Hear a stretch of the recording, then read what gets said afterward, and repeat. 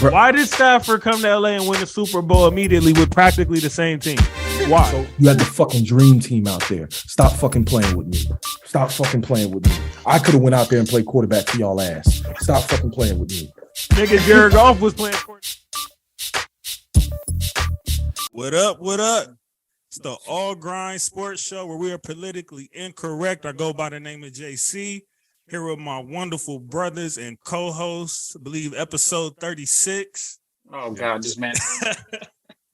I'm in the episode 36, man. Get the notebook paper, yeah, bro. We almost got 40, man, at the year end. My brother Isaiah Anthony of the Anthill Productions. What's happening, everybody?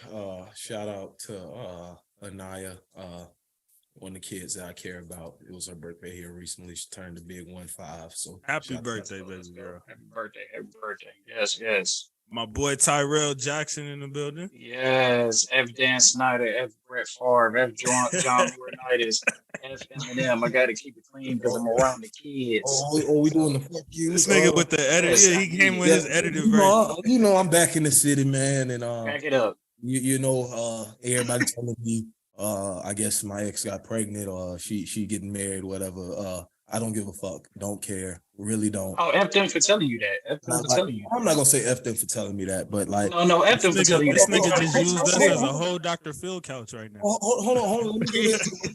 Because they understood how much I cared about this person, but fuck that person. I really don't care. What Kevin Gates say?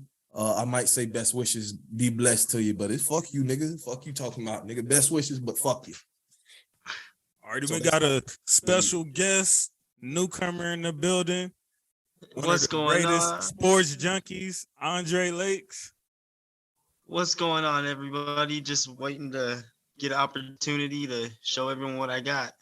Yeah, next time, bro. Shout out to All Grind Sports. Yeah, next time, yeah, bro. I'm making an exception, bro, this week. But yeah, we got to get you on video, bro. You can't be doing the platform like this, my brother. Oh no, definitely. I will have my mic tomorrow. We're gonna let you talk your spit today, man. We're gonna give you a pass today. We feeling jolly in the holiday spirit. We're gonna see what you about today. You already public enemy number one. You already got one person you could talk spit to up there, man. So but before we get into it, man, I want to shout out my boy Jay Smitty Gaming. I got the merchandise today. Just wanted to give a quick shout out to my boy. Hold up, let me see that shirt.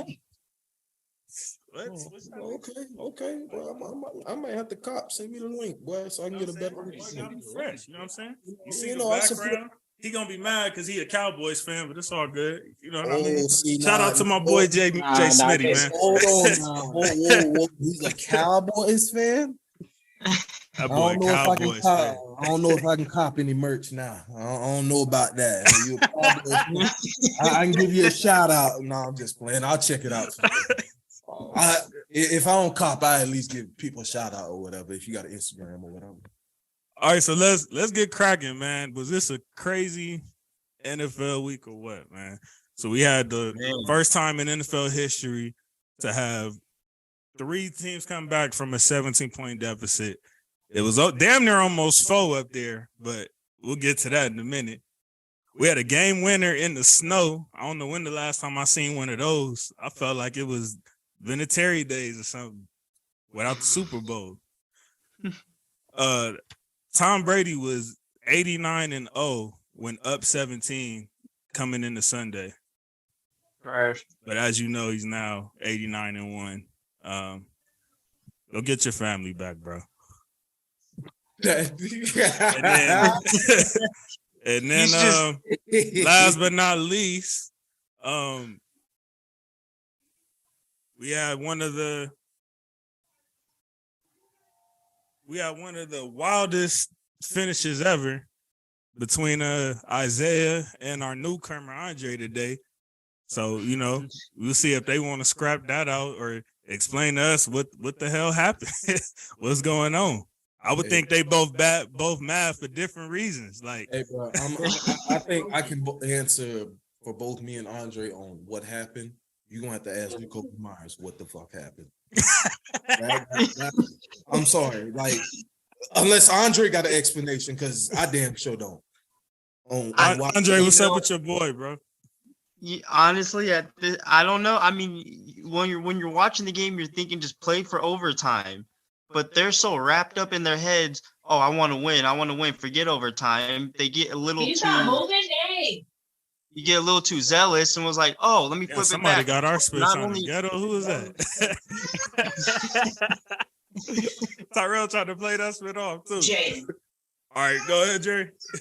You know, I think it was more of a mentality of I just want to win, being a little more careless and not being more careful with the situation. Instead, I think it's more of a I want to win factor instead of play for overtime. And that, Yeah, you know, because that I know cost that them. wasn't no damn Belichick call. I know he told them boys run that spit out. You call know, it he a marking day. it right now. Bench. He was cool. He was bench. cool on the press. That- He told them you niggas. know there was a stern talking to, and that motherfucker knocked No doubt. I can't imagine, I boy. don't know exactly what was He said. benched like but, 5 people. Yeah. Like Ramondre Jefferson probably ain't playing next week. We know Jacoby Myers ain't playing next week.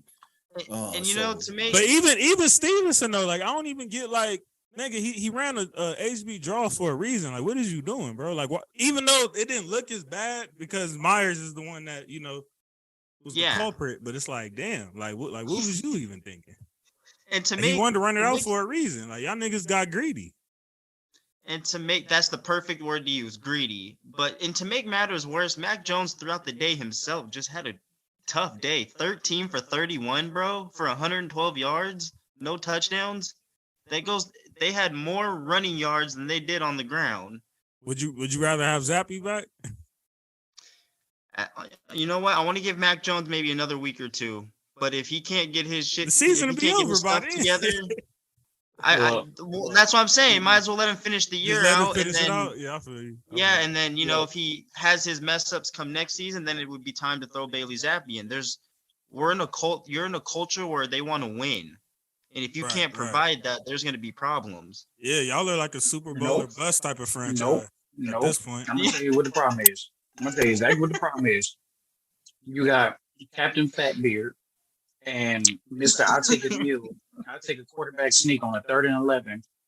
Calling plays. Bro, for I the- didn't understand.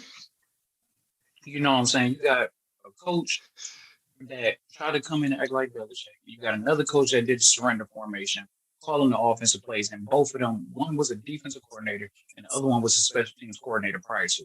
That's your problem right there. You want to know why Mac Jones is regressing? Because you ain't got no offensive person calling plays. You want to know why they can't do nothing on offense or they're too inconsistent on offense? Look at the 2 people calling plays and they going back and forth. That's the equivalent of playing 2 quarterbacks in one game, and you'll win a team. Come on now, this don't make no sense. And then we all gonna put it on Mac Jones. Mac Jones only 23, 24 years old. You know what I'm saying? He still got time to progress. He still got time. Tyrell, You know what I'm let Deshaun Watson let Deshaun Watson get a 100-yard game with no touchdowns, and let's see if you got that same energy. That happened in Houston. from What you mean? I don't want to hear that spit from after not playing for 2 years. So I don't want to hear that from you. Okay, but this is Now you come on, want to man. give niggas passes. I'm giving a pass You nice to every Because- quarterback but your own. because he's my quarterback. It's criticism. That's all. Yeah, but that I don't think I ever in my life seen a finish like that. Like the Raiders still could have won that in overtime. And I mean, they was the one that had that big lead in the first place. So it's like you kind of feel like damn, like they held on, but that was a crazy finish. Like it feels like And, we you got know- cheated. And you know, to make the situation when you want to think back, Patriots had that game won on 4th. I think it was maybe 4. I know it was 4th down, like maybe 4th and 8, 4th and 10, and they picked up the big gainer right through the middle with I think it was with 32 seconds left on the clock, and they came back and they converted that. And if you don't stop 4th down, that's going to be another issue too. Right. How you feeling about Stevenson though? I like Stevenson. He's a solid back who when you watch him, he's kind of a patient runner. He lets the block develop, and once he finds that hole, then he powers his way through.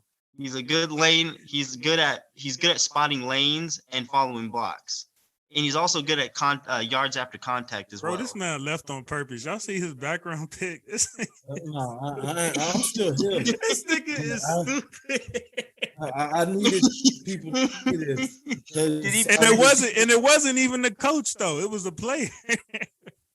You know that wasn't no Belichick call. See, next time he this is somewhat in reference to also the Vikings game with Jeff Saturday blowing a 33-point lead as well.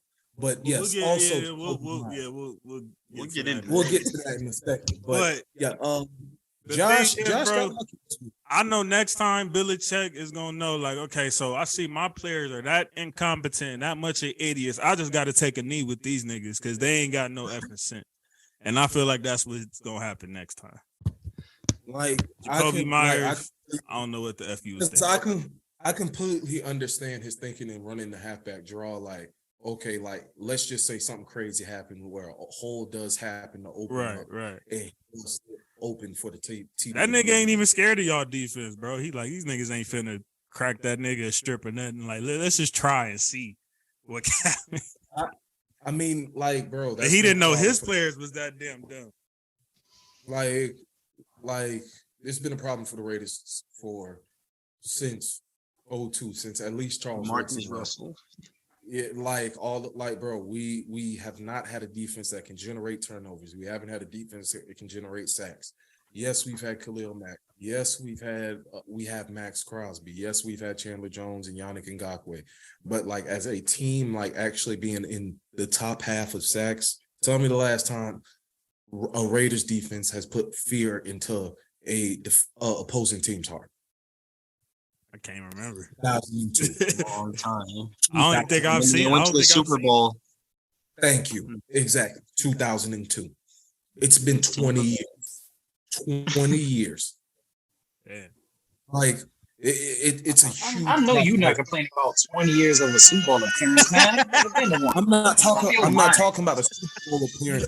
I'm talking about a defense. I'm talking about like, bro. For me, I was born in 97, so I was 5 when that game happened. No, excuse me, I was 4 when that game happened. I can barely remember that game. I want some shit I can remember. You don't remember that game. Quit capping, nigga. I barely remember. I remember we got our ass whooped. It felt like it was 40-22, 48-22, and 21. It didn't feel that close. It was a fun Super Bowl party though. But besides that, like I have no explanation on why Jacoby Myers pulled that move out of his ass. Like I have no idea what he was thinking. I want to know the thought process. Bro, we said it, bro. It was just pure greed and idiocy. That's all it was. Yeah, that's all that's and just no thought to it. Just hey, I'm gonna throw it. And not only did he just throw it, he threw it to the wrong man. Like whoever he was throwing to, he overthrew him by 5 yards. Was he trying to throw to Mac, or was it somebody else? I think he was trying to throw Mac. I think it was Mac. Mac was in the area, but it was a terrible throw. That's just so risky though, and then it's like if something do go wrong, you expect Mac to stick his nose in and go get a big tackle to save the day, like for something so unnecessary. You think his fast self was gonna make a tackle? He got ran over like a concert truck, bro. He got ran over. It was like he wasn't even there. Chandler Jones was looking like Derrick Henry on that switch. He got ran over like he was like the little person. And then here come Chandler Jones, the fat person going into Black Friday to get the brand new 75-inch TV, bro. That's how he got ran over. Dang. It was a wrap for him. It was over. It was over. As soon as he tried to make a tackle, Chandler Jones said, "Get out of my way, little kid. I'm going to the end zone. I'm scoring, and it's over." It is one of the craziest. That's probably like top 15 craziest finishes I've ever seen in an NFL game. I've never seen stuff like that. I ain't never that specifically. I ain't never seen that. Specifically, probably top 5. I've never seen no spit like that, bro. Ever. Especially with Belichick's side. Yeah, especially with Belichick. The only other game I can say that the Patriots have had like this that ended like that was the Miami game. That shit was crazy. The Miami Miracle. Damn. Yeah, the Miami Miracle game where who scored like Gronk. Gronk was the Gronk last was the tackler. Yeah, he tried to tackle, and it was just that's the only other game that I can recall where I was like, "What the fuck truly, what the fuck just happened?"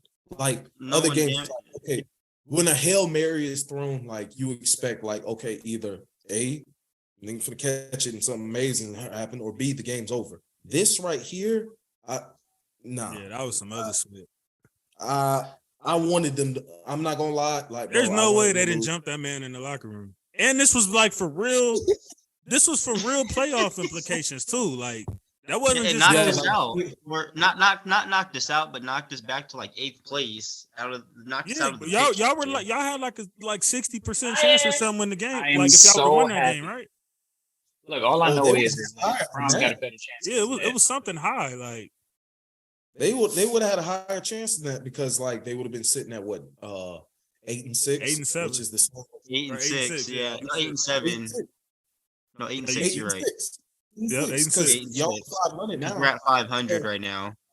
With 8 and 6, you're tied with the Dolphins and the Chargers, and at that point, you control your own destiny from there. But now it's like you need some people to lose. You need this, that, third to happen. So yeah. The we'll see what Jags I happens. need to lose. Hey, at least Belichick gonna get that 9 wins. I predicted.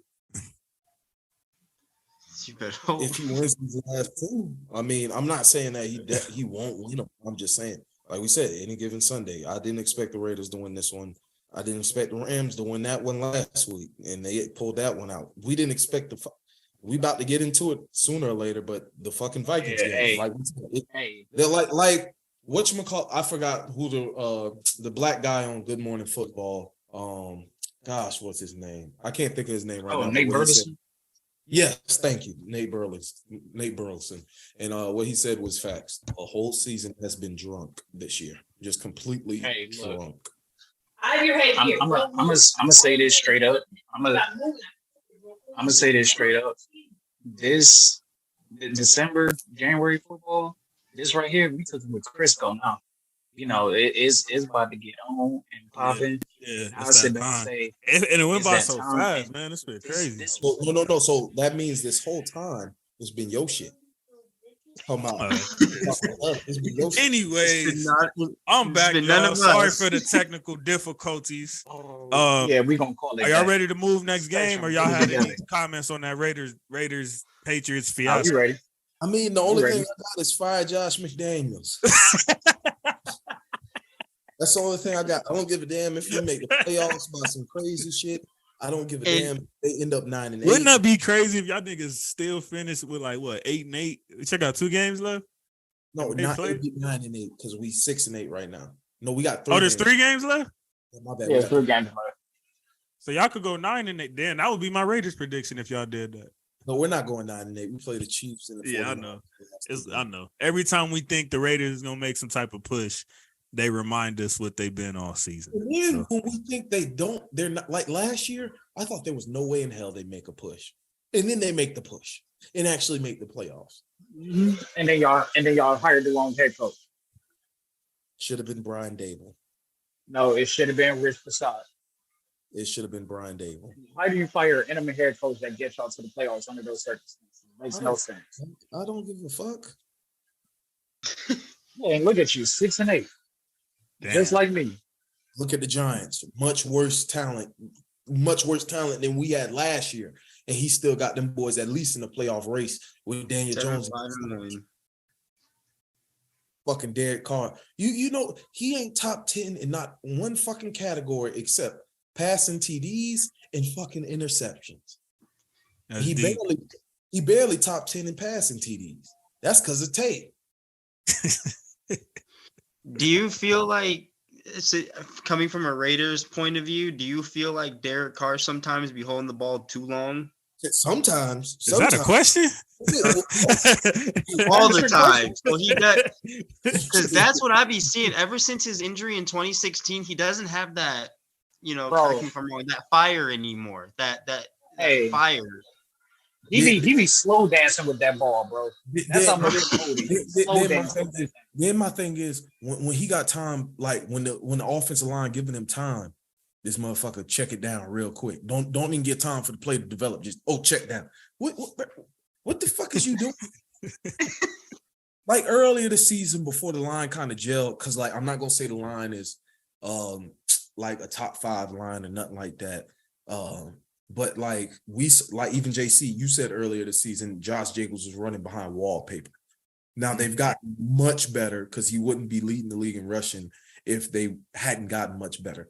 But like they've gotten much better since earlier in the season, because earlier in the season he was top 5 in most sacked quarterbacks. Now he's not even top 10. I think he's top 20, but still, like, you have a line that you can do something with, bro. Like, I'm not saying they give you the most time in the world, but bro, you holding that ball, you waltzing with the football back there, bro. Right. Get it out your hand. Tango. What game did we just blow? Where he threw that pick? What was that, y'all? Yeah, that was y'all on the last play. Tay had been open, bro. Like, he could have been through the ball. I'm not saying we would have won the game or nothing like that, because it was just way too little time. But like, let's just say if he could have got the ball to Tay and Tay could have got up the sideline and gotten field goal range or something. Nigga, throw the ball. I'm back there counting 1 Mississippi, 2 Mississippi, 3. Okay, get rid of it. Like, you need to get rid. Once you start saying 3, you need to get rid of that football. Don't hang on to it any longer. No, like it's like I say all the time, bro. Like, I don't care how good your line is. I don't care how great your line's supposed to be. You are dealing with professional grown men that's muscular, fit, 300-pound niggas coming at you. Like, you can only hold that ball for so long. I don't care how good your line is. Like, So, real shit. that's what some of these quarterbacks don't be realizing when they be trying to get carried by the line. Like, real shit, like, I don't think people understand how massive defensive and offensive line are. And Yeah. like, Oh, they play big parts. It's damn Like- near everything. yeah, like I just don't think people, like, I'm just saying, I'm not saying y'all, but like the average person, Yeah, no, I get what you're saying. understand how large of a human being some of these people are. Like, they're literal Vikings. Like, if you Yeah. want to put it into that perspective, like Aaron Donald, bro, that boy got like what 2% body fat, and he's almost 300 pounds. Yeah, that's insane. That's fucking insane. then Massively insane. Another thing that I'm tired of Derek Carr doing is throwing the ball away too damn much. Like, Yes. bro, I'm going through Tay's Like, targets. even on one-on-ones. He's had more throwaways than touchdowns. Thank you. Like, I'm going through Tay's targets, bro. And like, Nate Burleson said it perfectly on Good Morning Football the other day with Justin Herbert. He said he didn't play a great game, but when he needed to make plays against the Titans, he made plays. He said he threw a receiver open. Derek Carr does not throw receivers open. Like, you know what I'm saying? Like, how you see Aaron Rodgers throw it to, like, even when somebody's draped over Tay, he knows, okay, if I get it in this spot, only Tay can get it, and he will get it. He doesn't do that. He doesn't act like he has a top 3 receiver out He just there. Right. throws it. Yeah, I remember, and I then- remember you was saying that early in the season. You was like, when you got a receiver like that, and it's a one-on-one, nigga, throw it anyway. That's what they get paid for. If it happens to be a pick, bro, I'll be fine with that, bro. Like, Right. at least, like, bro, it's one-on-one. You threw it to your best receiver, and you have, You'll ask for that 10 times out of 10. bro, every time, bro, every single time. Like I told you, bro, the reason why, like, this game, why the fuck does Tay have, what was it, like 4 catches for 28 yards? And then you go look at the targets. Yeah, he had like 9 targets, but 4 of them were uncatchable. So he caught 4 out of 5 that were catchable. Like, that's why his catch rate, that's why his catch percentage rate is so low this year. Like, people are like, well, he's not catching that many balls. And are you watching the games? Are you watching the games? Like, because like you said during, like, okay, like, yeah, I said he cooked Ramsey, like, but it was like you said, it was only 2 catches, bro. 2, like, I kid you not, I'm not just talking shit, bro. He was open a couple other times and he threw it away. And I'm just looking like, bro, are you scared? Like, what the fuck? Yeah. Like, and I feel like too, most of the games that you've played, when it comes down to crunch time, is when you guys get in panic mode. I feel like this is the story of your offense. Run with Jacobs 30 million times and then pass it 6 straight throw 6 straight passes to DA, which helps the defense. And I feel like he's done that a lot too much. Like, they And Jacobs, don't get me wrong, he's a powerful back, but did you see him hurt his hand a couple weeks ago? You're Yeah. running him way too much. For example, I'm gonna backtrack real quick. Look at the 49ers. Yes, Deebo Samuel's hurt, but Deebo got some of the weight lifted off when they brought CMC in. Why? Because he can hurt you on the ground and he'll kill you in the air. He's a terrific pass catcher. He filled that in to open the field for Jimmy G and took some of the workload off of Deebo. Absolutely. The Raiders gotta find that other person to take that workload, and it will be Jacobs. But they have to stop just doing Jacobs, Adams. The defense isn't stupid; they'll catch on. Well, it's just mainly that. Okay, Hunter Renfrow was on IR for 8 weeks, And Darren Waller. Here you go with this Renfro spit, man. Don't nobody care about that nigga. Bro, you can so everybody besides JC with Hunter Renfrow as a wide receiver, correct? Yeah, he's had a down year, but overall he's a very good slot wide You're receiver. gonna have a down. Even Darren Waller has a down year. You're gonna be down if you're not on the field. That's just what it is. Right. Well, that's what I'm saying though. But he's still a talented wide receiver, especially when you put him in a slot. Exactly. That's Yeah, man, get the fuck out of here. Oh my goodness, bro! Your only wide receiver is Cooper Kupp, bro. That's it. The only That's good it. receiver on, well, not only good, but when he went I down, told that y'all was about like, Allen Robinson. he barely saw the ball too. So then, like earlier this season, when all four of them were on the field, you're only throwing the DA. You threw it to him. He had through the first 3 games, like 30 plus targets, and Hunter Renfrow and Darren Waller had 10 combined. Like, bro, you have to spread the ball out. Like, even when, like, I get because Tyreek was on bullshit saying this, like talking about he didn't get enough targets in KC, but we I saw don't know what that spit was about. that shit was. We'll get to that later, but He was Like- smoking. dick.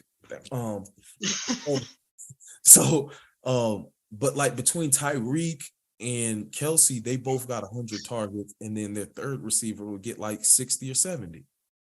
Mahomes is spreading the ball out because he knows, like, yeah, I have Kelsey and Hill. Yeah, when I get in trouble, I have to go to them, but motherfucker, there's other people open because the defense is paying attention to them so much. That's what the whole point of that is supposed to be. You utilize your other guys because they're gonna be so worried about them. And then when it's go time, that's when you start like, okay, like let me get it to the guys. Like, you know what I'm saying? The game changes. So you're on average, like most QBs throw about anywhere from 25 to 30 passes a game, right? Unless the run game is just going absolutely stupid. Nuts, yeah.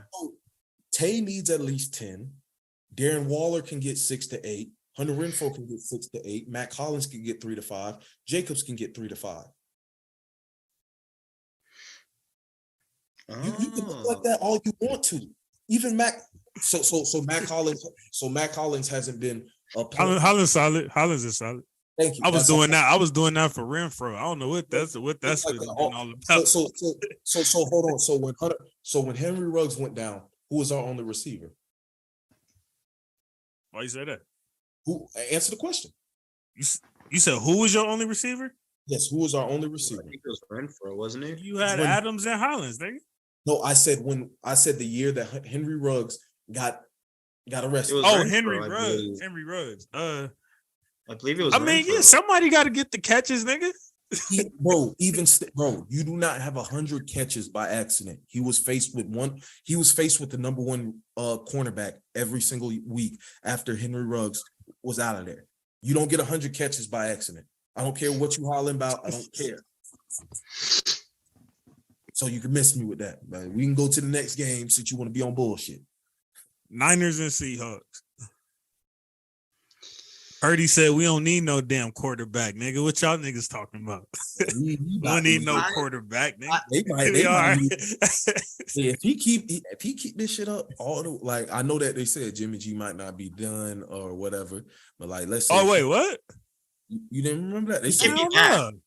He could be back in 7-8 they weeks. said- yeah, they said And they better stick with that boy Purdy. That's what I'm saying. I'm saying Purdy keeps playing this That well. nigga they better not leave that nigga where he at. He's not And doing to that. tell you the truth, oh my bad, bro. Go ahead. No, go ahead. I feel like if Brock Purdy and just it's hypothetical, but say he was to go to the Super Bowl and or win it, I think that would be bigger than when Brady did it for the Patriots back in 01. Oh yeah. I feel like yeah. Let's chill. We not finna act like Niners don't got mad weapons, bro. Let's chill, bro. And a good defense. Let's chill. He's doing a good job game managing. Let's chill, bro. JC, stop. I don't think you understand how significant this is. Like, yeah, Brady was drafting and how low he was in the depth. Like, but for Mr. Irrelevant, if he came in the middle of the season in his rookie year and won the Super Bowl, bro. Bro, I low-key could play quarterback for the Niners right now with all them damn weapons, bro. What is y'all talking about? You're loud and wrong. You're loud and wrong. With motherfucking Joe Bosa, Nick Bosa coming off the edge, boy, your ass would be in a casket next week. Nick Bosa would be on my team in that scenario. Bosa would be on my team, nigga. That's the point. I want you to realize with Fred Warner, nigga. I want you to realize that everybody on that day, all right. He think he can play NFL quarterback. All right. Go I'm ahead. on that team? That team? No, sir. I'm just saying y'all can't be you can hand that bitch over glorifying that, my nigga, with all the weapons. Like, it's cool. Purdy is a good game manager. So far, so good. You just heard me say out of my mouth, he's not doing anything amazing. He's doing his job. He's doing what he's supposed to. But at the end of the day, he is still a rookie QB who was drafted with the last pick in the NFL draft. If he ran the table and won the Super Bowl and like I said, and has games like how he had against Brady and the Bucks, motherfucker, what? What? Because he was slanging that bitch again. I understand that he was. They still gonna start Trey Lance next year, nigga. That's what's gonna happen. I'd ship Trey Lance ass. Well, I'd be like, I got the next Joe Montana right here. Does this kind of remind you though? Does this kind of remind you of the Brock Osweiler Peyton Manning situation a couple of years ago? Peyton went down to a neck injury, and then all he did was work his way up, and all he had to do was get him to the AFC Championship from midseason on. And that overtime win over New England, that was his. Whew, I got this. I can do this. But then he dropped off after that. Yeah, because they had that otherworldly defense where all you need to get is 15 points to win the game. Like, bro, you can win the game on field goals with that 2015 Broncos. Was that right. 15 or 16 when they played the Panthers? I think that was my brothers. I gotta slide out. I gotta take care of these kids, brothers. Wow. Man, take your bust ass. Hey, you keep your mouth shut, boy. Now, this ain't my fault. It's JC Spectrum Internet fault. While we started. JC was out for like 5 minutes. Nigga, don't try to put that on me. Hold on, bro. It's 10 o'clock, bro. Shouldn't they be asleep? Christmas break, bro. It's still 10 o'clock. Whatever. Anyway, let me take care of these kids. He says, and by the way, real quick. Man, put them to sleep and come back, man. Wait. Two things before I go. Real quick. Two things before I go. One, look, the Colts, my God, they got a lot of answers to questions to answer. To blow a lead like that, it is absolutely crazy. And number two, go Browns, screw the Ravens, and peace out. I'll be here next week. I promise. Give them some man. All you gotta do is give them one of them. See you in the Super Bowl. Yeah, they'll be man, they just gave them melatonin gummy, man. They'll be sleeping 10 minutes, man. So Niners clinch they playoff spot, clinch the division with that game because the Seahawks, I think, was the only ones on their tail. Now Seahawks are in jeopardy of possibly missing playoffs, but I think that would be hella dope if these niggas could find a way to make playoffs and still get the Broncos like second or third pick or something to get Bryce Young or CJ. I think that would be crazy. I mean, if y'all, what do you guys? What's your opinion on RW this year? Do you think he's washed, or do you want to give him the benefit? Because I feel like I should give him the benefit of the doubt because he did sign a 5-year contract and it's his first year under a new system. But I feel like if you don't perform next year, then I feel like it might be safe to say like he's done. He may have fallen off. I'm giving him half of it's on him and half of it's the coaching staff because Like, bro, like I get that. Like, you heard me say earlier this year when they hired Nathaniel Hackett that he was fucking trash. That the only time did. he's ever been good is with the Patriots with Tom Brady and with Aaron Rodgers, two of the greatest. Yeah, when he got carried by Rodgers. The two of the greatest quarterbacks of all time. He cannot, like, don't get me wrong. I'm not saying Russell Wilson ain't no Hall of Famer because, like, even though he won those 2 Super Bowls as kind of like a somewhat of game manager, he did after that. You mean that one Super Bowl, nigga? That one. Oh shit, my bad. I'm tripping so hard I thought he was gonna catch it. Yeah, my bad. I'm tripping so hard because they should have won that damn. You see, Andre caught That's that why quick, he said nigga. two. He said one, nigga. They should have won that. My bad. He got to those 2 Super Bowls as a game manager, but somewhat of a game manager. But after that, like after they kind of broke up the Legion of Boom, like Russ became like a fringe. Well, he could have. Some years he was considered top 5 based on stats. He for sure had the top 5 argument 2-3 years ago. Yeah, and then like he was considered like definitive top 10, like without question. Like, right. If you would have asked me 3 years ago if I would have took Russell Wilson on the Raiders, I would have said that shit in a heartbeat, like without question. But this Russell Wilson, I don't know what's going on. I don't like, because like you said, bro, like athletes have personal problems that we don't know about, everything like that. I don't know what's going on, but he is not playing like the Russell Wilson that we are accustomed to. Yeah. And it's shocking because, like, even though I didn't have the Broncos, like, you know, I didn't think they was gonna like win the division or nothing like that. But I thought I thought y'all whole entire division had a chance to make playoffs. I thought y'all was gonna be like the NFC East. That's what I thought. NFC, like how the NFC East is and how the AFC East is. Earlier this year, should I say? Because I think the Jets, they kind of fizzled off as well, along with the Commanders and Giants. But we thought like it was going to be that competitive. It was going to be a bloodbath, like that. Arguably the champion. And if Russell would have just been playing halfway decent, it would have been at least for him. Yeah, I'm saying like it would have been a 3-way bloodbath between the Broncos, Chargers, and Chiefs. Because like, bro, earlier this season, I think it was like 8 or 9 games through the season. If Russell would have just got them 17 points, they would have been like 8? It was something crazy, like 9-2 or some shit like that. I'm like, damn, like this defense is like 17, bro. Bro, just 17. That's 2 touchdowns and a field goal, bro. Which used to be easy work for Russ. What? It really did. Like I said, but to be fair though, maybe I'm missing something. Let me ask something. Like maybe I'm missing something. Bro, Nathaniel Hackett is, bro. He is like, I'm not gonna lie.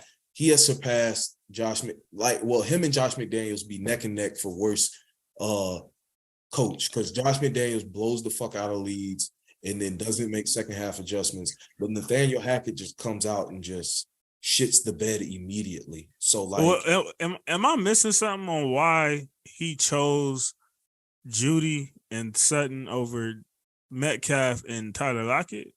Because I think that has some effect too. Like Broncos don't have that offensive power, like, you know what I'm saying? Like the team he had. And then I get the defense is a lot better, but JC, that defense is leaps and bounds better. For sure.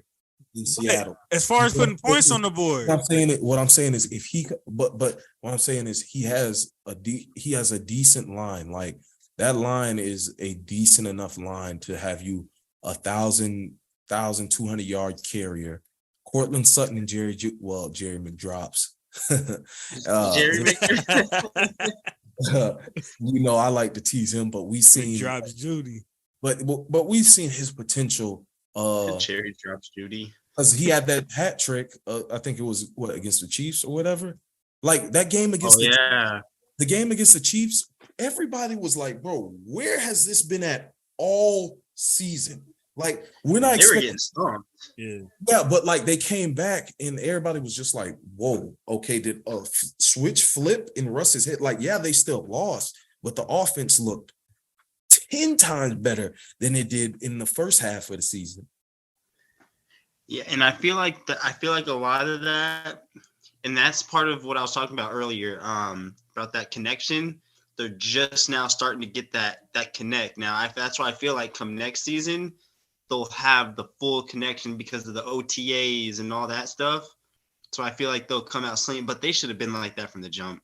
That's what I'm saying. I'm like, you had OTAs and stuff this year, like, bro, like, I'm just saying, like, most of the time when quarterbacks get traded, like, that first day, they usually text in their wide receivers, hey, this week we'll link up so we can throw to get our timing down and stuff. And like I said, bro, it's different once you get into the game. Like, yeah, it's not going to be perfect, but damn, all right, like the saying goes, our expectations were low, but holy shit. Not that low. Like, I had the Broncos as probably, well, no, I had the Chargers last in the division because I trolled them a lot and shit. But like, I had the Broncos going like at least 9-8, 10-7. What the hell is this? What's happening? Like, and it's making what makes it, and what's kind of like, what's tripping me out too is like, Wilson just doesn't look, him and his teammates, not only are they not in sync, but they're having arguments on the sideline. I think it was Purcell that got in Russell's face a couple weeks ago and was just yelling away at him. And on top of that, bro, you got heads down. When you got heads down on the whole team, that shows signs of defeat early. Nobody was talking on the sideline. You know how Tom Brady, when he goes to the line, they're having to, come on, let's go. We got to keep it going. Keep running plays. We'll get it. Ain't no one talked. They were just dead silent, head down. And if they weren't head down silent, then they were yelling at one another. And it's like, whew. Yeah, I'm not going to lie. That's a recipe. That's not a good recipe for a successful football team. Like, it's just not. Like when you're holding your head down. You got to take accountable, everybody. Yeah, like when your quarterback is speaking, like all eyes need to be on him. Like especially as far as the offense goes, but like they know, like even with this season, I'm quite certain when Tom Brady is talking, the entire team is usually looking his way. Mm-hmm. Like in the offense, like we've seen him snap a couple times, even though like they still haven't gotten together. Like, bro, fuck this shit. I don't know what the fuck y'all got. Even though he's not playing as well as we're accustomed to. Because I'm not gonna leave him out of this shit, but like he will say, "What the fuck y'all got going on?" Like, hell no, I'm fucking Tom Brady. I don't do this shit. Right. And it's like Russ is getting taught to that way by, I'm not gonna say necessarily scrubs or what, rotational players. There we go.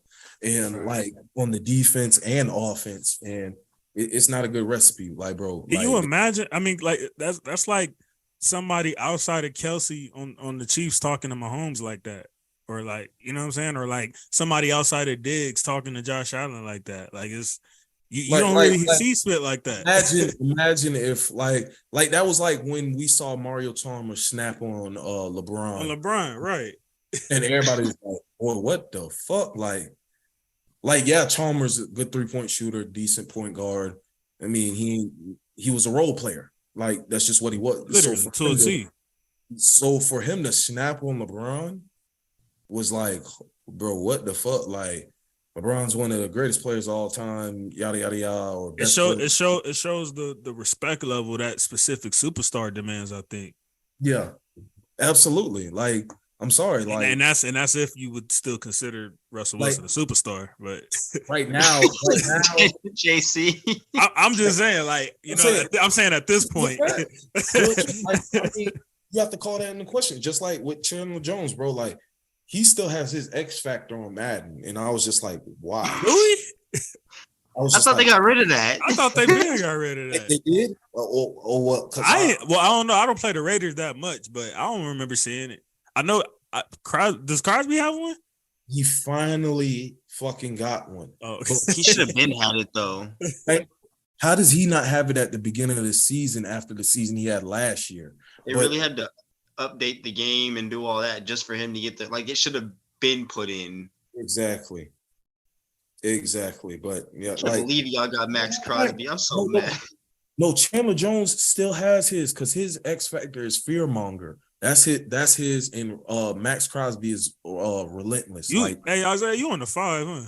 Yeah, I'm on PS5. Yeah, I gotta get one just so I can smack on you. I'm on the Xbox next year. I'm not even Oh, gonna you cap. for sure gotta play.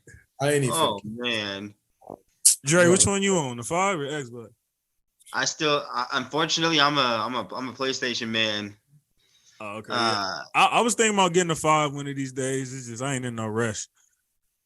It's been a little difficult, when and it I comes, ain't overpaying. So No, I understand that. Like they said, bro, it's been what 3 or 4 years since that shit came you out. still can't go to the store. And Like you still can't walk in the store and get it. Like, why is that? Like, I understand COVID and everything, but like Microsoft and basically made it where anybody can just walk in the store and get one. Like, you can get the white one. The black one is gonna be still a little struggle. I know that, but like I'm just saying, like, what's going on here? Like, I'm not asking for the disc version every time, but you can get those The digital. Yeah, the digital ones Yeah. out like faster than what you're doing right now. All right, let's get to the catastrophe, man. Y'all know where I'm going. Colts and Vikings. Oh no. Before we get started, Matt Ryan has now been a part of the biggest blown lead in Super Bowl history And regular season. I I was just about to bring that up. Regular season. NFL history. Yeah. So playoffs. Anything, yeah. I was just telling my boy that before we got on here. 30 He's on the history. He's on the history side that you don't want to be on. And he was the quarterback for both teams. That is wild. But if you had to pick the worst one, I feel like that Super Bowl one was for sure the worst one. Oh, of course. That was what, right before the fourth quarter? He was like, I'll get it. And Tom Brady said, no, thank you very much. I'll take that. That's the only time I've ever. It wasn't even just Brady though. It's like, bro, why are y'all not running the ball? Like, I don't know what. They just stopped. We ain't gonna get into that, man. Let's get to this bit. 33-0 at halftime, and then they I think they scored 3 points in the second half in overtime, and they didn't score another point. 33-7. Cousins with back-to-back 400-yard games. Justin Jefferson, 12 catches for $120. KJ Osborne, 10 catches for $150. Both of them had a tubber. Vikings had themselves a game. I want to say this. Kirk Cousins, you son of a bitch. They traded for TJ Hawkins and for you to throw him the fucking football. I swear if I lose in fantasy football. Oh yeah, I was gonna get to that in a minute. How's everybody doing in their playoffs right now? Firstly, I do attack players. Well, I don't attack them like going in messages. I joke around on here and troll them and shit. But motherfucking Zay Jones. Let me say this, my boy. Ooh, yeah, I seen that. Thank you. 34.9 points, my boy. Thank you. I'm give you a big ass shout out. Thank you. Hey, all the thoughts in Duval County, Zay Jones needs some top immediately. See, I could say the only, you know what the funny thing is, speaking of fantasy, the only reason why I even like kept watching the game, because by the time I turned the game on, it was already 30-0. The only reason I started watching is because in the first half, I think Jefferson only had like 3 or 4 fantasy points or something like that, and he's on my team in the playoff. So I got scared. So I'm like, I need to watch. You know, when you watch the game, it makes you feel better. Like, let me see what's going on. When I saw that, I knew at that point, I was like, okay, he's finna start forcing that bit to Jefferson. Because I had bet on Prize Picks that Jefferson would get like more than 20 fantasy points. And I was like, okay, so they down 30. I was like, he finna force feed his ass. I was like, oh yeah. So yeah, and that was exactly what I needed. And but in the midst of that, I was like, hold on, they really coming back right now though. Like, and that was the only reason why I was watching it. Otherwise, I probably would have never even turned that game on. I'm not gonna completely blame Matt Ryan in the offense. Like, yeah, you did put up. No, it's Matt Ryan, bro. Hold on, bro. You cannot put all that blame on Matt Ryan because, bro, the defense. I'll put like 80% of it on Matt Ryan, bro. I can't put. You've been trashed like this all year, not moving the ball, defense getting tired. Like, what more do you want them to do, bro? They scored more points in the first half than Matt Ryan did. Matter of fact, for the whole game. Hold on, time out. So you gonna sit here and tell me that if the Rams, like I'm talking about y'all at y'all peak or whatever, you got Aaron Donald, James, Jalen Ramsey and stuff, and that defense give up 39 points in the second half, you're not gonna put no blame on that defense? I get I that. I didn't say I was putting no blame on him. I said it's like 80% Matt Ryan. You can't put 80% on Matt, bro. You can't put 80%. Bro, on if you like, what more can a defense do in a game, bro? You know they had like 30-something fantasy points before all of that split happened, bro. Them niggas scored more touchdowns than Matt Ryan did for the whole entire game. Like, I get it. They do take some fault for that, but it's like, bro, they get tired, nigga. Like, they gotta keep coming right back on the field, right back on the field. They scored 39, like you said, in the second half and overtime. That means they damn near stayed on the field the whole time. These Colts had 3 points. Let me know when you're done. Because I'm about to go. I'm going to play by play. Man, that's for sure on Matt Ryan, bro. That's not a coincidence that he got both the records. Now, okay, so we finna get into it. After the Vikings came out at halftime, the first possession was a punt. Okay, defense got their job done. Touchdown. Then they finally got an interception. Touchdown. And what was the Colts getting? 3 and outs. Hold on, let me see. With a couple turns. They had 1 3 and out, then they had got the field goal. 3 and out. Mm-hmm. A fumble. Turnover on downs. That don't sound like somebody that'd be tired, bro. So the Vikings. That's what? How many touchdowns is that? That's like 8. And they also scored 22 unanswered. So Vikings. So my question is, the Vikings defense was tired first half? What does that have to do with anything? What the fuck? So what? So Kirk Cousins gets all the praise, right, for coming back from down. But he was horrible 30. In the first half. He was dog shit in the first half. So his defense gets no credit for putting up their jock straps and saying, "Bro, we stopping everything next half," right? They defense didn't do what the Colts defense did. My nigga. And Cousins was misfiring. Nigga, their defense was just as bad first half as the Colts was second half. Like, so like what I'm saying is, bro, if they would have lost that game, if the Vikings had lost that game, niggas would have been blaming the defense, saying they couldn't stop a faucet with a switch on it or whatever the fuck you want to say. They couldn't stop a nosebleed or whatever. But now that they won, it's all on Matt Ryan because he blew the lead and shit. So what you think they was doing? They was doing 3 runs straight. Like I said, I'm not taking all the blame away from Matt Ryan, but right now it's about, I say 60 to 70% Matt Ryan, and then 30 to 40% on that defense, bro. Because, like, bro, I'm sorry, you cannot allow somebody to score 39 points in the second half. Don't forget to show Jeff Saturday some love too, because he has some dumb play calling at the end. So I'll take 10% off of both Matt Ryan and defense and put 20% on Saturday. Because at the end of the day, you is the coach, but at the end of the day, bro, like, it's at the point, like, bro, 33 points, bro. I should put this shit on autopilot and, like, y'all should win this game.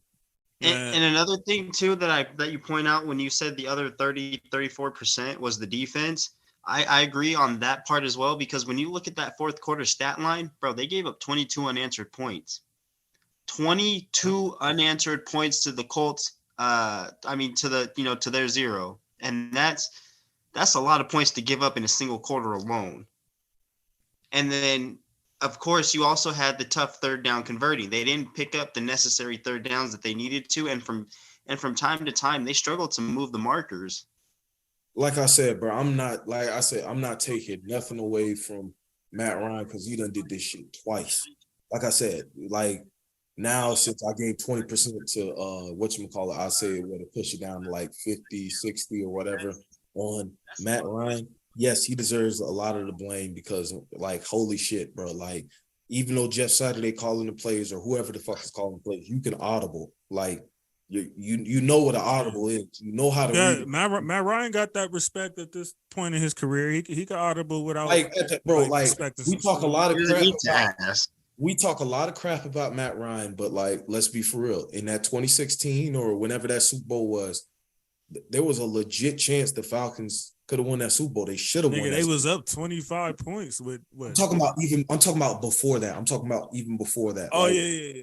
Like there was bets on the Falcons. It wasn't just straight up, oh, Tom Brady is gonna go get what number 5. I think that one was. No, everyone was against it. Like everyone was saying that that was the upset.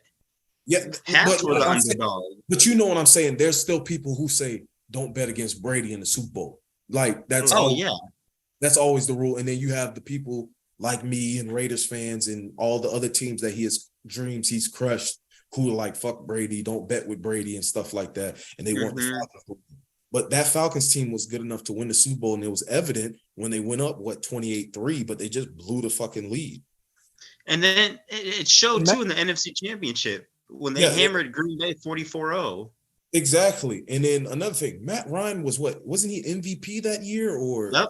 That was the year he got it? That was that year. That was the year he won it. Like you don't win NFL MVP by accident. I don't care if Blake Bortles had came back and won the NFL MVP. Like it's too many good quarterbacks in the league for you to win MVP by accident. All right, let's go. Ravens and Browns. No fluke.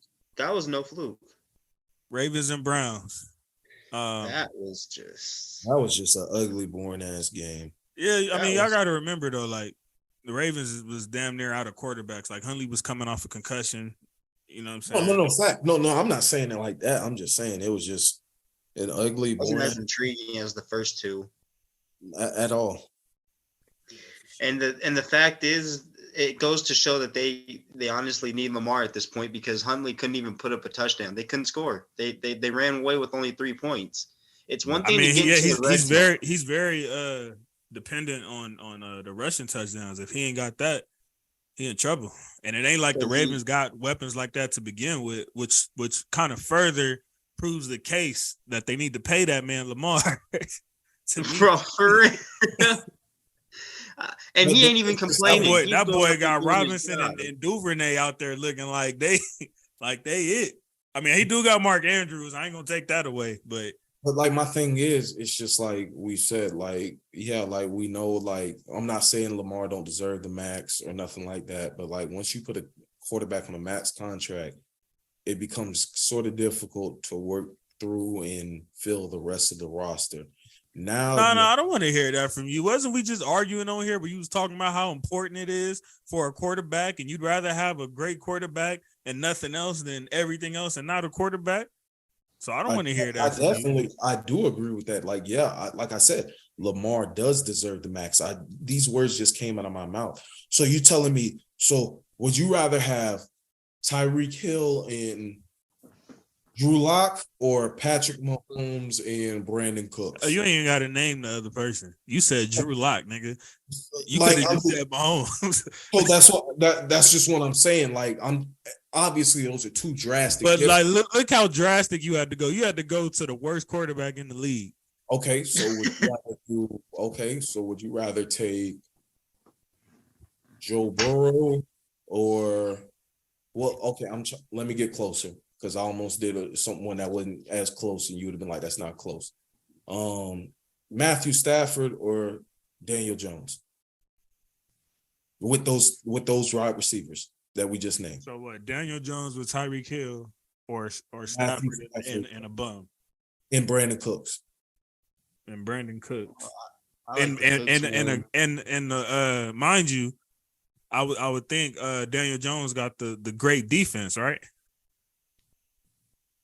We're just talking about. We're talking about those are the two players. Well, remember our argument was we were talking about the Colts, and I was talking about how they general manager basically filled damn near every slot except the quarterback, and I said I would rather have that than a great quarterback and nothing else. Well, in that situation, you're talking about Daniel Jones and Jonathan Taylor because the Colts don't have any receivers. That's the only other slot that they never fill. They got Pittman. Yeah. I mean, he's good. JC, he's all right. Andre, you got to see me curse him out for the first time. Bro, when I heard you go silent, I was like, oh shit. Hey, you know what clip I was looking at the other day when you went in on me? I was arguing with Ragu and I brought up Kyle Rudolph or something. Oh man. Bro, I was just watching that like a night or I two think ago. you That shit said had me Kyle rolling. Rudolph was He was like, "Hold on, nigga, did you just say?" yeah, I think he was for Brady or whatever, because I think he playing in Tampa right now. Nah, and because he was talking about all the weapons the Bucks got and spit, and I was like, okay, well, nigga, well, he like that that 2020 year, and I was like, well, nigga, they got weapons this year, so do you still think whoopty whoop whoop whoop? And he was like, well, losing Gronk is gonna hurt them a little bit, and I was like, nigga, they got Kyle Rudolph. Oh yeah, that's what. And I was like, there was just that no nigga stopped the way. whole argument. Like, I hold was on. like, hell no, there was no way you was comparing Kyle Rudolph to Gronk. Talking about a replacement, especially this version of Kyle Rudolph. Maybe Yeah, I was on. Nah, I was. Yeah, I Bro, was where thinking of is he that Vikings been? version of Kyle Rudolph. like his early Vikings years. Yeah, he was about a top 10 tight end, and he obviously wouldn't replace. Well, this version of Gronk He with dropped that version off. of Rudolph, he could have sort of replaced. Yeah, Gronk. because it's Brady. That's what I was thinking. That and because Gronk was much older and had all them injuries. Now, prime Gronk, like I said, boy, I'll put him up against any tight end ever, boy. Like I'm not saying Kelsey. Like I said, Kelsey got a argument for GOAT, but like, bro, prime Gronk, bro. Oh my God. Did you see what he did to the Colts when he did that one where he caught the pass on the sideline, juked two players, and then jumped over one to get in the end zone? I was like, how people hype up Kittle. That's how Gronk really was and he actually played, like he was actually on the field. Yeah. Throwing people out the club. All right, let's go. We got the snow game, Dolphins and Bills. Ooh, wait. First and foremost, hold on. Josh Allen is that I'm gonna go ahead and say Josh Allen. What do you say, Jay? So far. Tell Isaiah again. I think Josh Allen he's proven his worth so far on that team. I think he's making smarter decisions with the football. And have you noticed when he runs, what was his biggest problem a couple seasons ago? When he runs, he's too busy trying to stand big to these big guys. Now he's getting the first down marker and running out of bounds if he has Setting to. his butt down. Yeah. And now you also have, to make the situation worse, you now also have a line who's giving him time to go through his progressions. And when you get Stephon Diggs, when you give him that one-on-one coverage, he has been hurting play defenses through the middle of the field. I mean, honestly, my prediction, it was Philly and Buffalo, but I'm a little iffy on that shoulder injury. But your pick was not Philly and Buffalo when the season started. What was your pick when the season started? When season started, I actually had Green Bay, KC. Damn, so you came off of KC? Why? I just feel like they're more last season, for example, since that 2020 Super Bowl loss, they would, they get down in their zone. They have a quality first half in the playoffs, but I feel like they kind of take a dip a little bit when they get in the second half of close games. Like they can get to that, they can get over the next hump. They can do that, but I feel like when they get to that last part, they kind of fizzle out a little bit. And last year with the Bengals, they think they had a pretty. I think they were just tired that game. They gave us that classic with the Bills in overtime. I think they were just tired. But well, yeah, I definitely agree with you. This hater over here. Yeah. Let me know what y'all done, because that motherfucker has yet to beat Mahomes. I have not seen it happen. I did forget about that. Let me know when he beats Mahomes, and then I'll hop on that. Josh Allen is like who can I compare him to? Since we've kind of crowned Mahomes as like the next Brady, Joe Montana type person of this era. So Josh Allen. I'm still firm on Allen is that like Peyton for Mahomes. I'm still firm on that. When has he beat over him? Burrow?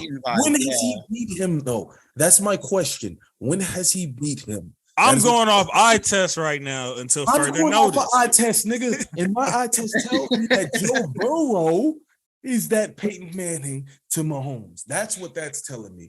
It's Burrow generation is going to be him and Herbert. That's what I think is going to be. Him and Herbert. Why would it be? No. Firstly, bro, y'all, that social media, he needs to see. I don't know why y'all keep crowning him, bro. Once he finally makes the playoffs, then I might think about it. Okay, that's when That's fair. That's fair. That's fair. So for me, I'm sorry, but right now, bro, I'm sorry. From what I saw last playoffs, from what I've seen again this year, bro, he has the ice in his veins to go toe to toe with somebody like Mahomes and even So the Bills and the Bengals right now play a playoff game to go to the Super Bowl, AFC Championship. Who you think is coming out of that? Bengals. Be for real. Bengals. I'm being dead ass. Bengals got a better run game. So hopefully, you know what? Hopefully we get to see that. So hold on. The Bengals don't have a better run game? Yes. The Bengals have a better defense right now, especially since Von Miller got injured. Maybe because of Von, and I think is Edmonds still out? This nigga trying, man, ain't nobody fucking shut the fuck up. Long as Micah Hyde and Trey White out there, bro. Ain't no. Trey White just got back. Nigga, who is you talking about? Okay, that's fine. That's fine. But I still firmly believe that the Bengals defense right now is better, especially because they lost Von Miller. I'm sorry. Von Miller was a huge loss to that team. Then Jamar Chase and Stephon Diggs are about even. Would you agree? I would say Diggs is better. I would say Diggs is still better right now, but you could put Jamar Especially Chase in terms of yards. But you could put Jamar Chase in that upper echelon receiver, correct? I agree. So you could make an argument that the Bengals might have a total better receiving core, not best receiver, but better receiving core. I agree. I would take Chase, Higgins, and Boyd over Diggs, Davis, and McKenzie. Okay, so I just named 3 valuable facets of the team that we could make the argument that the Bengals are better at than the Bills are right now. And I'm sorry, I believe that if they play the game today, that the Bengals could win. No, you could win or would win. It's a difference. Would win. I believe that they would win. Me personally, they're playing some of their best football right now. And what do we just? It's just like last year. They turned up in the second half. What I'm saying is, bro, I'm sorry, but Joe Burrow, since he has gotten Jamar Chase, he has not like at the beginning of the year, yeah, they kind of wavered. But when it got down to that nitty-gritty, as soon as November came around, December, and now upcoming January, he done put his big boy pants on and said, okay, real football is being played.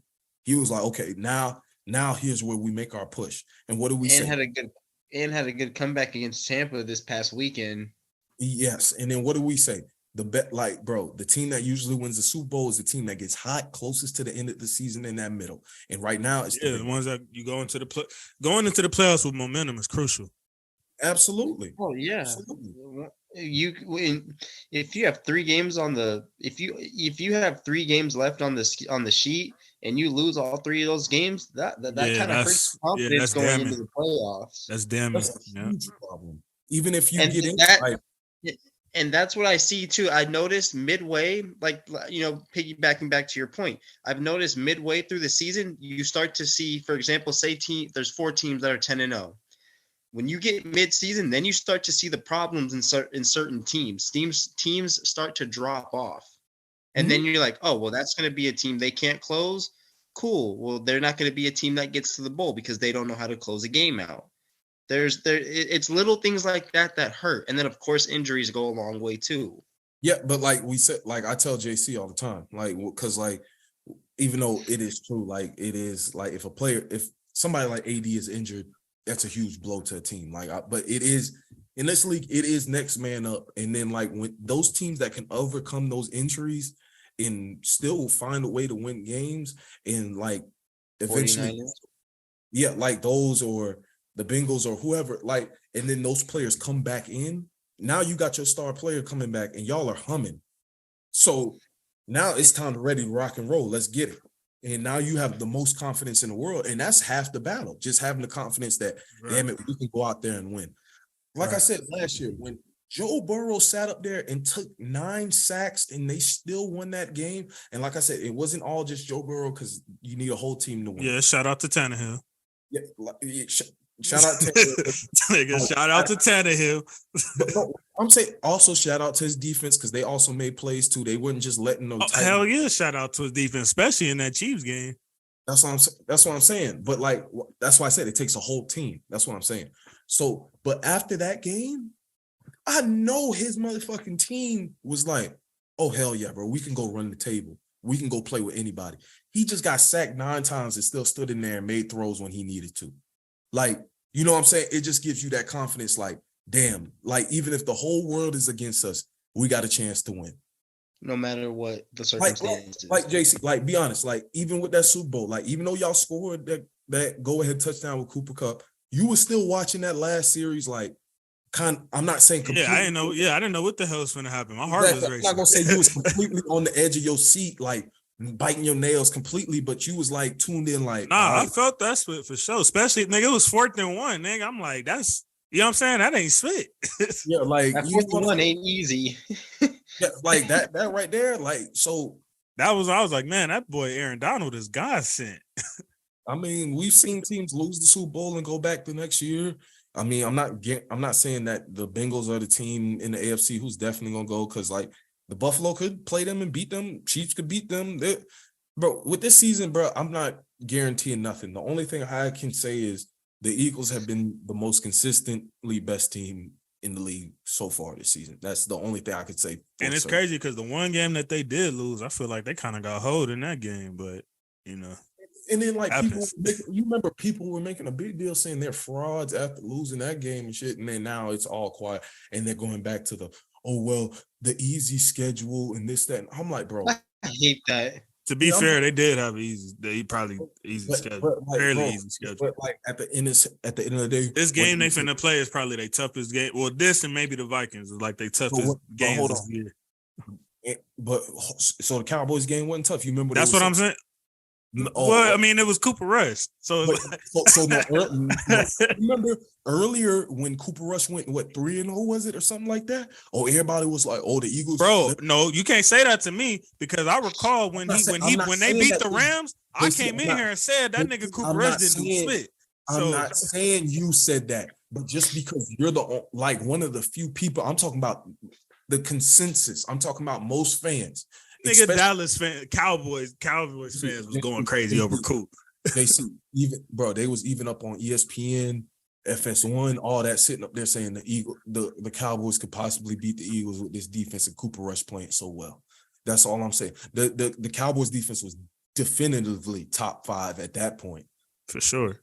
So that's what I'm saying. So like, bro, and at the end of the day, these are all NFL teams. Like all that shit from last year don't matter because it's a whole new slate. It's a whole new slate at the beginning of this. New players, new city, new everything. New damn everything. Even if you have the same fucking roster from last year, them players got to. I mean, look at the Vikings. That's pretty much the same roster, other than the Hawkinson trade in the middle of the season. They didn't make that Hawkinson trade. It's the same exact team, but they did change coaches. Exactly. That's what I'm saying. But it's the same exact team. Like, so I get what you're saying. There's other deterring factors that can change everything. Same roster, though. You know what I'm saying? Yeah, absolutely. And that's just what I'm saying. Like, I just don't like. I get it. Like, yeah, but like, and then like, because didn't they play the Lions earlier this year? Who? The Eagles. I think that was their first game. That was their first game. Yeah. And the Lions put up like damn near 40 that game. That's what I'm saying. And I'm like, bro, so now they're saying like, because like midway through the season, the Lions were fucking trash because they had all those injuries and stuff. Yeah. But at the time, they were a tough game. Like even last year, the Lions lost all those games, but they were all tight. Yeah. Damn near. Even with us when we played them. Like what are y'all talking about? Easy schedule. I mean, the teams that are trash, when they do come around, when you finally figure out, okay, this team is 2-5, they probably not as good. They've been blowing their ass. But you know, if them niggas get one and done, they're gonna be saying exposed. You know that. But you know how I feel. The only team that I be saying exposed mainly with is the Cowboys. Yeah, you called that in the prediction episode.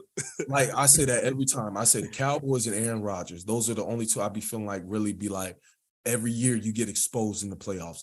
Yeah. But like I said I've said on this show, and you said it. When the playoffs come around, it's a new season. Everything go back to 0-0, buddy. That I don't give a fuck if you was like. It doesn't matter what your record is.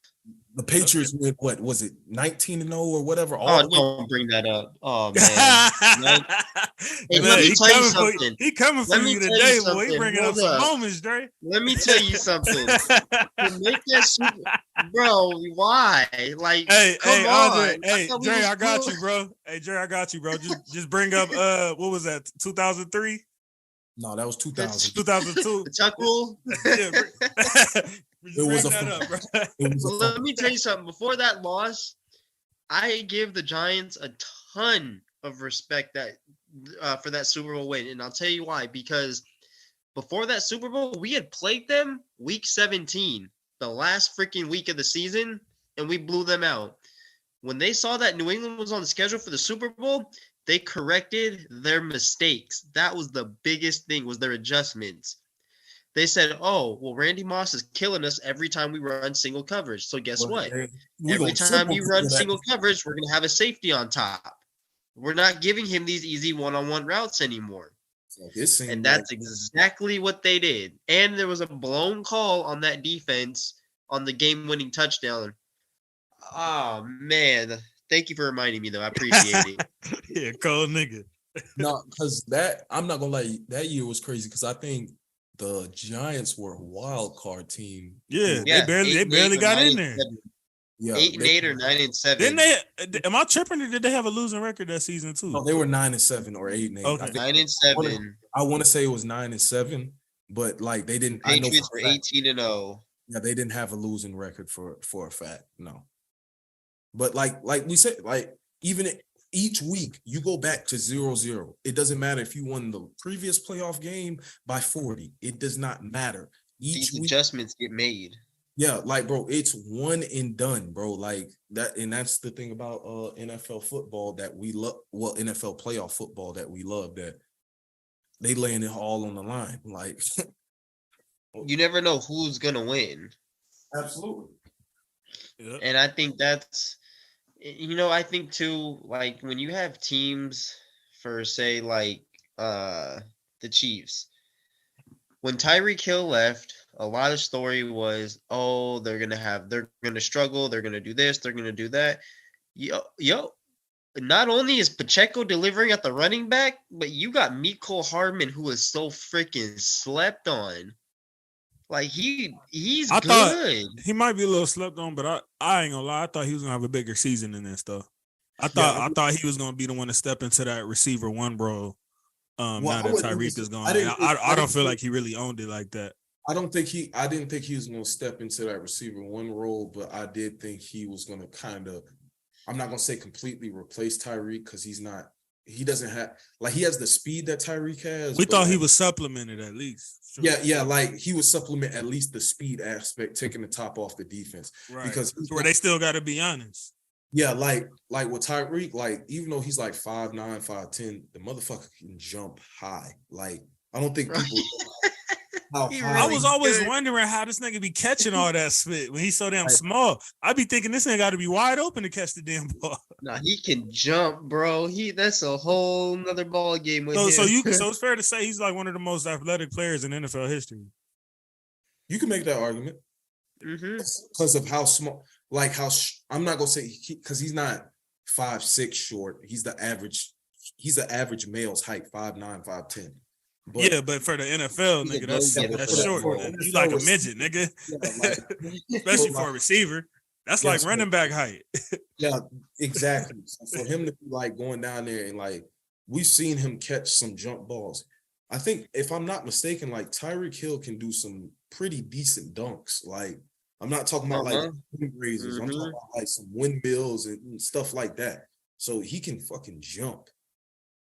What y'all think about the Dolphins now? Tua's kind of fizzled off there a little bit. He kind of needs to get it back with together. all the hype. Yeah, because like I said, earlier this year he was like I told you, he had kind of took that step to where it's like, okay, Tua's the guy. We can get it. We could get it done with Tua. Like, we have a couple holes here and there that we need to fix. There's a couple things that he needs to progress on, but I felt like he had took that step forward. But now it's kind of like, I don't think he did too. I mean, he started off kind of sluggish, but you know, they blew the lead. You know what I'm saying? Like, what I'm saying is, every game that he had started for, like, and finished the game for one point, it was like he was like 7-0 or whatever it was. Mhm. In some of those games, was it all him? No, but like one of those games, I know for a fact he threw for over like 300, 400 yards to Tyreek and Jalen Waddle when they both Right. went. And I mean, I remember it was like 3 weeks straight where Waddle and Hill both had like over 100 yards. yeah, like, so I'm like, bro, you have, like we said, you have the weapons, they there, like, so. And then Mustard, he just went for $130. Yeah. Bro, he had like 108 yards rushing in the first quarter of that Bills game from the first like 2 or 3 runs. I was like, damn. But like you said, they got exposed from the 49ers and Chargers games. Then they just kind of, showed teams. That's what I think killed that hype from what I was saying earlier. Is they were starting to get exposed. The run game, it was big in the first half, but it was real sloppy in the second. I just think Tua has to continue to. They need to block for him and continue. He does really good when he gets the ball out quickly. When he can get the ball out, when he has time in the pocket and can deliver the quick pass, he can hurt you. But I just don't. Right now, things seem like you said has fizzled out by this point. Not saying he can come back and get on a hot streak or nothing, but as of right now, they're a little exposed. Put it this way: you never know what kind of team is going to show up when you get the Dolphins. They're either going to be really good. Yeah, that I can agree with that. They feel real inconsistent right now. Level of play, and it's mainly right now. To me, it's on Tua a bit with the inconsistent play, because if you just go look at the stats from the past couple weeks, matter of fact, we can do it right now. It's been sort of up and down there. Like, and you don't win very many games that way. Like, okay, so at the Bills, like, yeah, you had a decent game, 234 yards with 2 TDs, but your completion percentage was only 56%. Then then against the Chargers, you had 145 yards and 1 TD. You don't have any turnovers in these games, but you only completed 35% of your passes against the Chargers. And then against the 49ers, he threw 2 picks, 295 yards with 2 TDs, but 54% completion rate. Completion rate.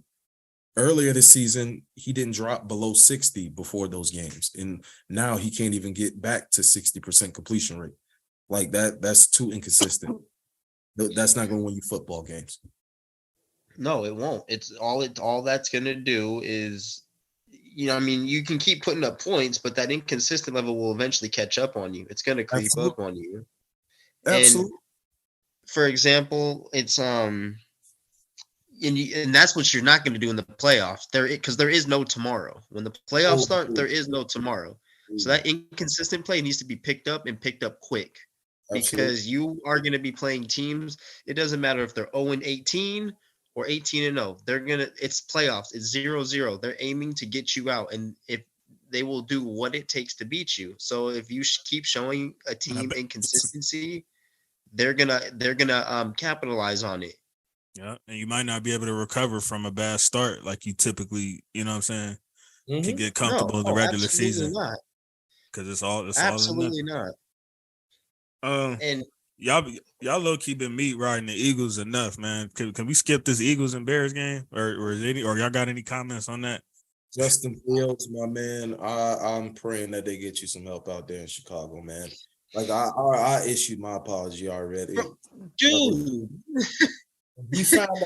When he found hey, they out, doing right. They need to just keep on losing. Oh well, yeah, that's what. Well, obviously, 100%, I agree with that completely. And real quick, go ahead.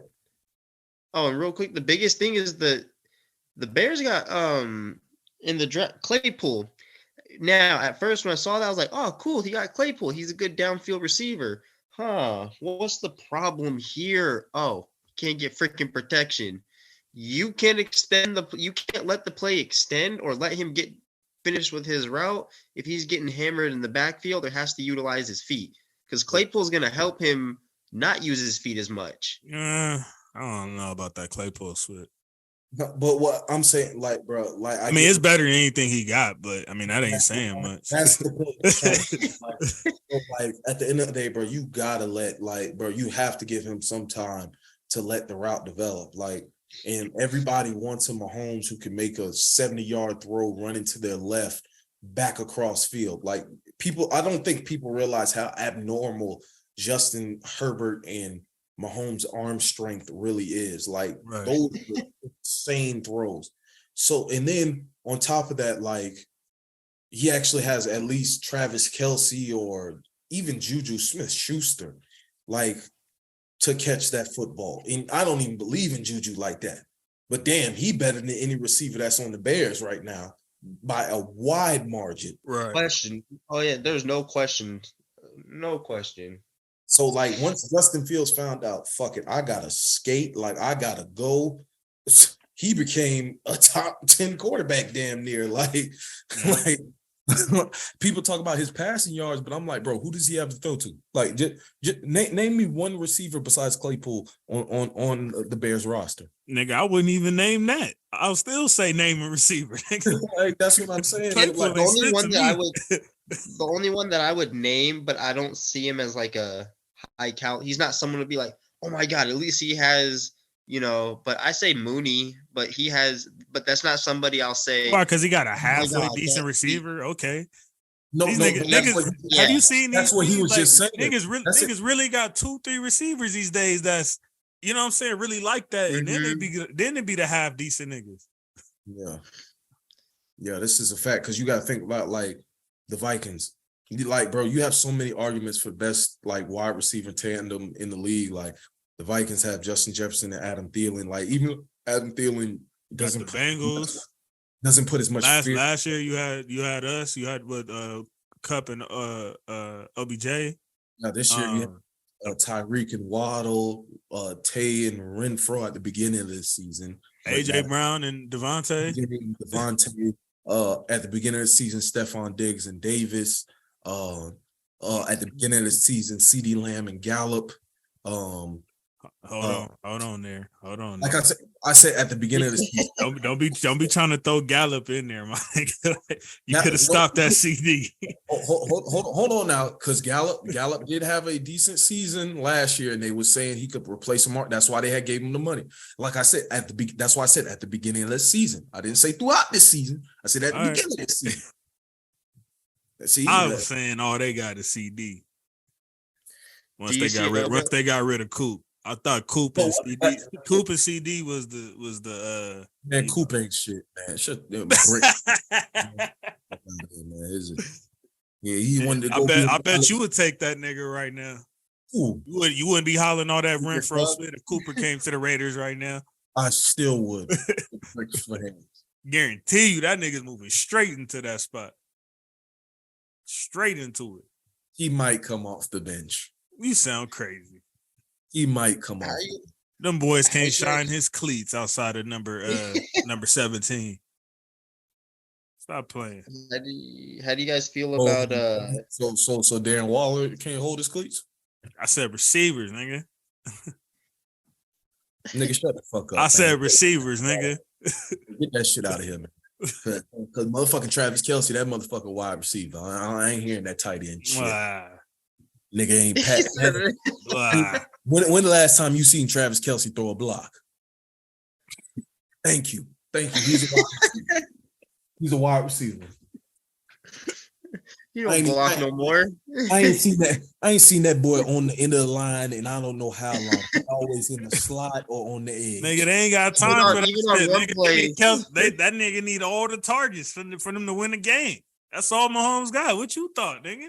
Yeah. You remember when you just kept saying, Juju wide receiver? That boy Kelce is carrying this season. Like I told, and what we told you at the beginning of the season. Travis Kelce is wide receiver one. No, he's not. He's just that nigga for them. Like, he's wide receiver one. So Andre, back in the day when y'all had Gronk and y'all ain't really have no big name receiver. Who was wide receiver one? It was Gronk. Thank That was Brady's. That was, and I'm not saying that to say that. I'm saying that because when we were facing 3rd and 15, 3rd and 10, 3rd and 9, or a goal to goal situation, he was throwing the fade route and goal to goal to Gronkowski because he was outmatched with this size. Thank you. The Super Bowl against the Seahawks, they spreaded him out way right, and they had KJ Wright defending him. Who was the first target he went to? It was to Gronk. Like all season, that's his tandem guy. And what that sound like? Mahomes and Kelsey all this year. And if you think about it, when he exposed when it was going to Gronk all the time, then it helped guys like Amendola, Edelman create space for themselves. And who be getting open off that shit? Boo Boo Smith-Schuster, Isaiah Pancaro, McCole Hardman, McKinnon. Well, what else? Pancaro, Pachenko, Pendejo. Marcus Stanley. Shit. Nah, but I ain't gonna lie. What's his like? Isaiah has been playing well here lately. He has. All right, let's go. Lions and Jets. Boy, how about them Lions, boy? How about them Lions? That was my sleeper team, bro. They look, hopefully they get in there. I ain't gonna lie, I'll be right on something. I thought it would take one more year. I'm not gonna lie to you. I thought it was gonna be one more year on that. You know what I'm saying? Trying to like fill out the roster and get turned. I definitely thought they would be competitive because, bro. Like yeah, they was competitive last year. Exactly. Their record just didn't look like it. Yeah, like, and bro, like their coach, what's Dan Campbell? Is it? I believe. Yeah, it's Dan Campbell. Okay, I just couldn't remember if it was Quinn or Campbell, but anywho, he has them boys ready to run through I'm talking about cement wall that's encased in steel, bro. Like ready to go to war for him. Like, and all his players say the same thing. And it's not easy to demand that type of respect from your locker room. No. No. And like, bro, like the Giants, the Lions really have them. Like, I really hope they stick with him and like let him build. Oh, something. that nigga ain't going nowhere. They They finna write him a blank check. like those situations like we've seen before, like Tony Dungy when he built up the Buccaneers and then they brought in John Gruden and he won the Super Bowl and then everybody crowned John Gruden as the next greatest coach of all time and shit. Like, I'm talking about those situations. You know what I'm talking about. Let's see what we got. So yeah, Jets is now 7-7. Lions is 7-7. But I believe I don't know. I think the Jets is still outside the hunt, and Detroit. The Jets are 9th place in the playoff race. Gotcha. Yeah, they right behind the Patriots because the Patriots on the tiebreaker. I don't think the Jets make it if Zach Wilson starts any of these last 3 games. Bro, why do you keep saying that? When they started winning in the season, Zach Wilson was the quarterback, so he can get carried. Bro, he fucking sucks. He's not. He do suck, but he can still get carried. JC, so you do suck, but he still. He just can't read the defenses. Like, bro, right now, bro, they're like the teams are starting to catch on how bad Zach Wilson really is, bro. They know that they can put 8 in the box and like he's not gonna make the fucking throw just because he fucking sucks. So now you have no run game because there's 8 in the box, and then you have no pass game because your quarterback's an incompetent douchebag. Steelers and Panthers. Are we skipping that game? No, you're not gonna skip over that because you know why I'm. No. Because we finna get into this shit. This motherfucker really put up fucking 2 yards in the second half of that fucking game. Yeah. When the press asked him, did you feel like you let down your defense and said no, bro? Like, I promise you, bro, if I was on that fucking defense, bro, I would have told the coach, bro, we will not go out and play for any time that he starts. I don't give a fuck if there's injuries. You better go pick somebody up off the street. You better start at quarterback if you got to. Damn it. I think you took his comment out of context, bro. I took his comment out of context. They clearly Yes, asked. bro. I think he was just defensive because he knew what the media was doing. They was basically saying, "Nigga, you trash," and he was like, "Nigga, I'm trying to protect my job." Like, no, I didn't do nothing. I did like they asked specifically, "Did you let them down?" It ain't like they said like, you know what I'm saying? Do you feel like the defense was trash today and could have did better? Once again, there has been situations where quarterbacks before they even he should have came out to the podium apologizing. They shouldn't even had. That's what quarterbacks do that got job security. Clearly, he don't. I don't give a fuck what job security he got. He damn sure didn't have it then because everybody across the nation said immediately bench him. But it wasn't because of his comment. Yes, That's why he was so defensive in the first place. Yes, it was because it's because that you just said the nigga's booty. So that's why he lost his job. It had nothing to do with that comment. JC, not only was it his play, but the comment took it over the top. Shannon Sharp said this, Ryan Clark said this, Nate Burleson said this, and these are all NFL players. These are all NFL players who said, not even just because of your play, but more so because of you saying that right there at the. So you saying if he took responsibility, he wouldn't have lost his job that following week?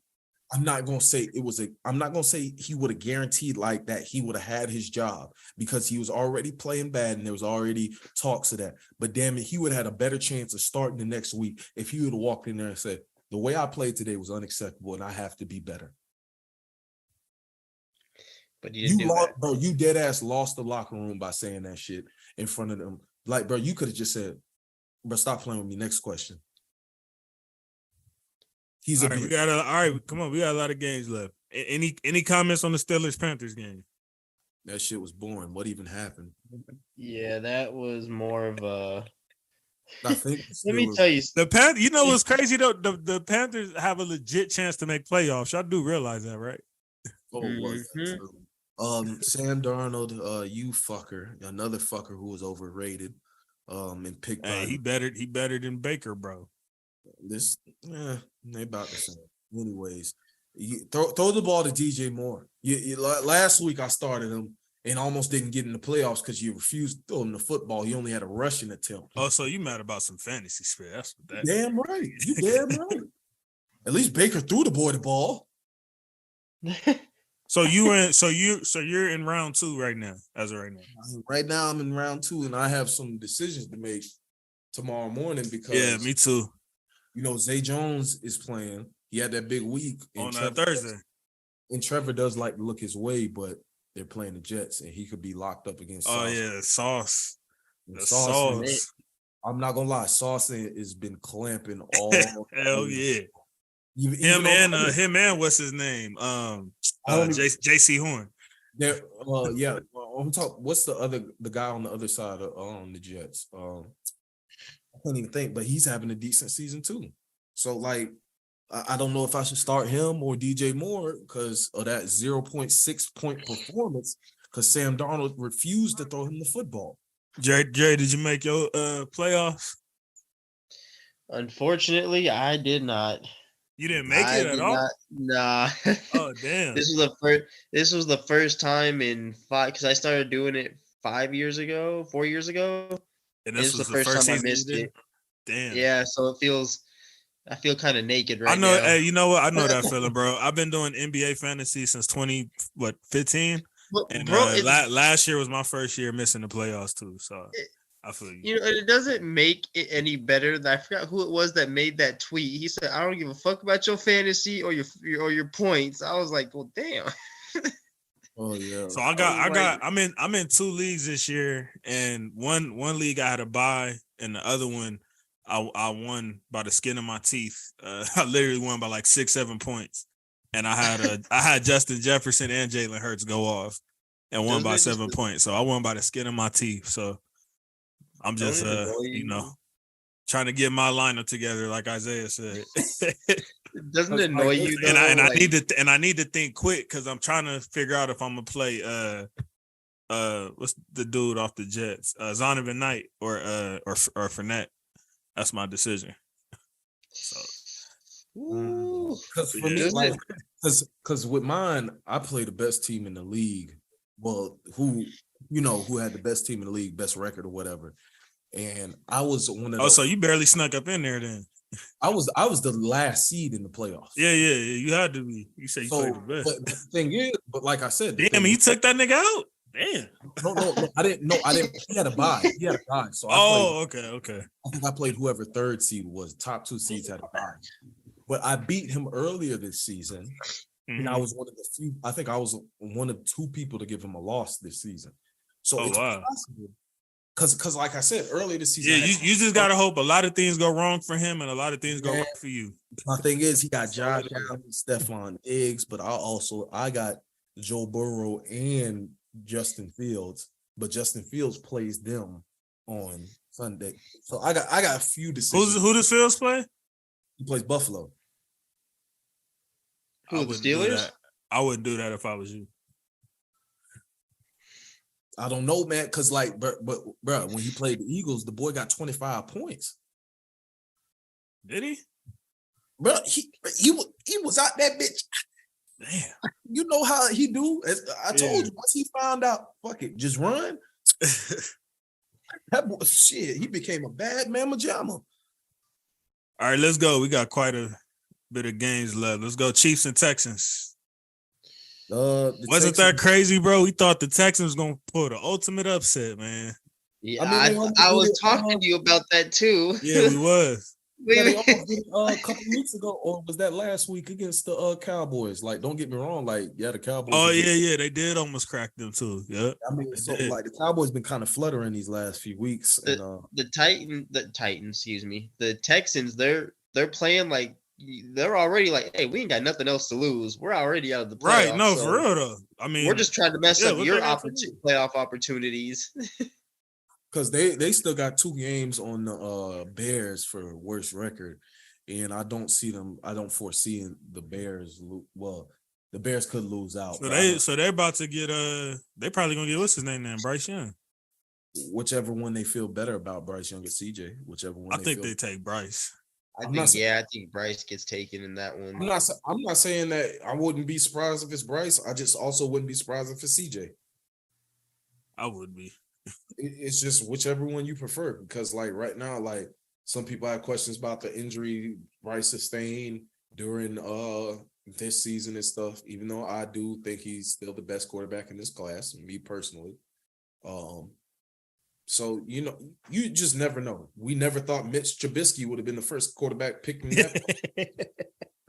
Look where we are now. The motherfuckers might walk out there and say Anthony Richardson from Florida, and everybody be like, "What the fuck?"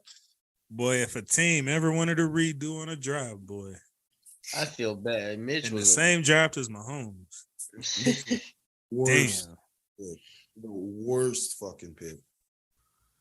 Yeah, that's kind of like the Sam Bowie of, I guess you could say, of this generation. Yeah. Yeah. Yeah, I mean, ain't really much to say about that game. I think it was one of them instances that me and Isaiah was talking about where you play a certain team and y'all just come out like, oh yeah, we should be done with this by halftime. And then you look up and you like, whoa, hold on, like this is a game for real. Like, and then we've seen multiple times any given Sunday. Exactly, and we've seen multiple times this year that the Texans have played teams that are much better than them and kept the game closer than it should. They did good against the Philadelphia when they played them. They didn't win, but they kept it close. Yeah, that's what I'm saying. And I mean, you can make somewhat of an what's the word I'm looking for? An argument that these are 3 of the best teams in the league, and the Cowboys, Eagles, and Chiefs that they've all played hard against. So, shout out Lovie Smith. I think that's what it be though. Like teams come out against them teams, and they don't, they don't be tripping off of that. That ain't one of the games they circling on their schedule. And then and then meanwhile, the Texans is like, nigga, this is a test, nigga. We finna, you know what I'm saying? We coming all out. Like it's the same situation with the Lions. I think Lovie Smith got them playing hard for him, and like he's got the respect of that room. Yeah, like they know that okay, like we might not win a whole bunch of games, but we need to set our foundation.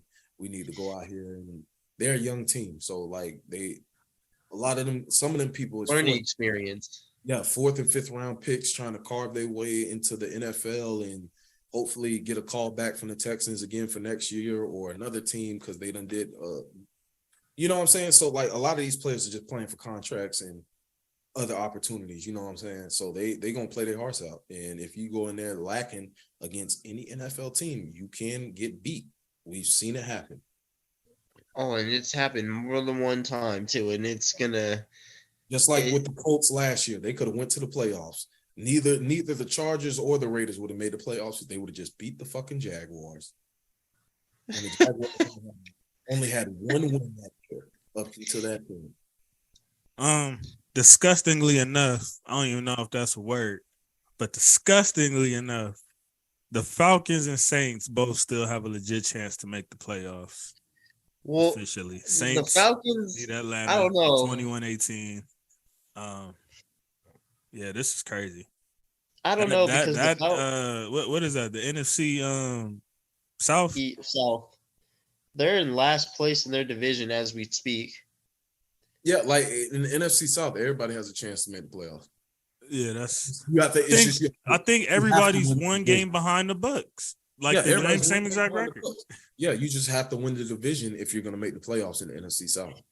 And the Bucks are 6-8. This is how the NFC East used to be. Remember? NFC least. They used to do this all the time, making playoffs with losing records and shit, or barely 500. And you have Tampa Bay, who's at 6-8, of course, and then Carolina and New Orleans and Atlanta all tied for second place. So any one fuck up from Tampa Bay the rest of the way, and they could see themselves out of the postseason. Is Michael Thomas out of the He's hurt. Yeah, he's out for the season. I think he's done for the year with I think he had surgery done. So even if they do sneak in, they would only have Landry really and Olive. Well, I think because right now, like I think Chris Olave, who's been producing. Olave, yeah, that's what I was talking about. They play the Cardinals on Christmas. I think they get that win. Then they have the Panthers and Falcons. So it's just the Bucks have to win those, especially those last two, to basically secure their playoff spot. I think they get it done.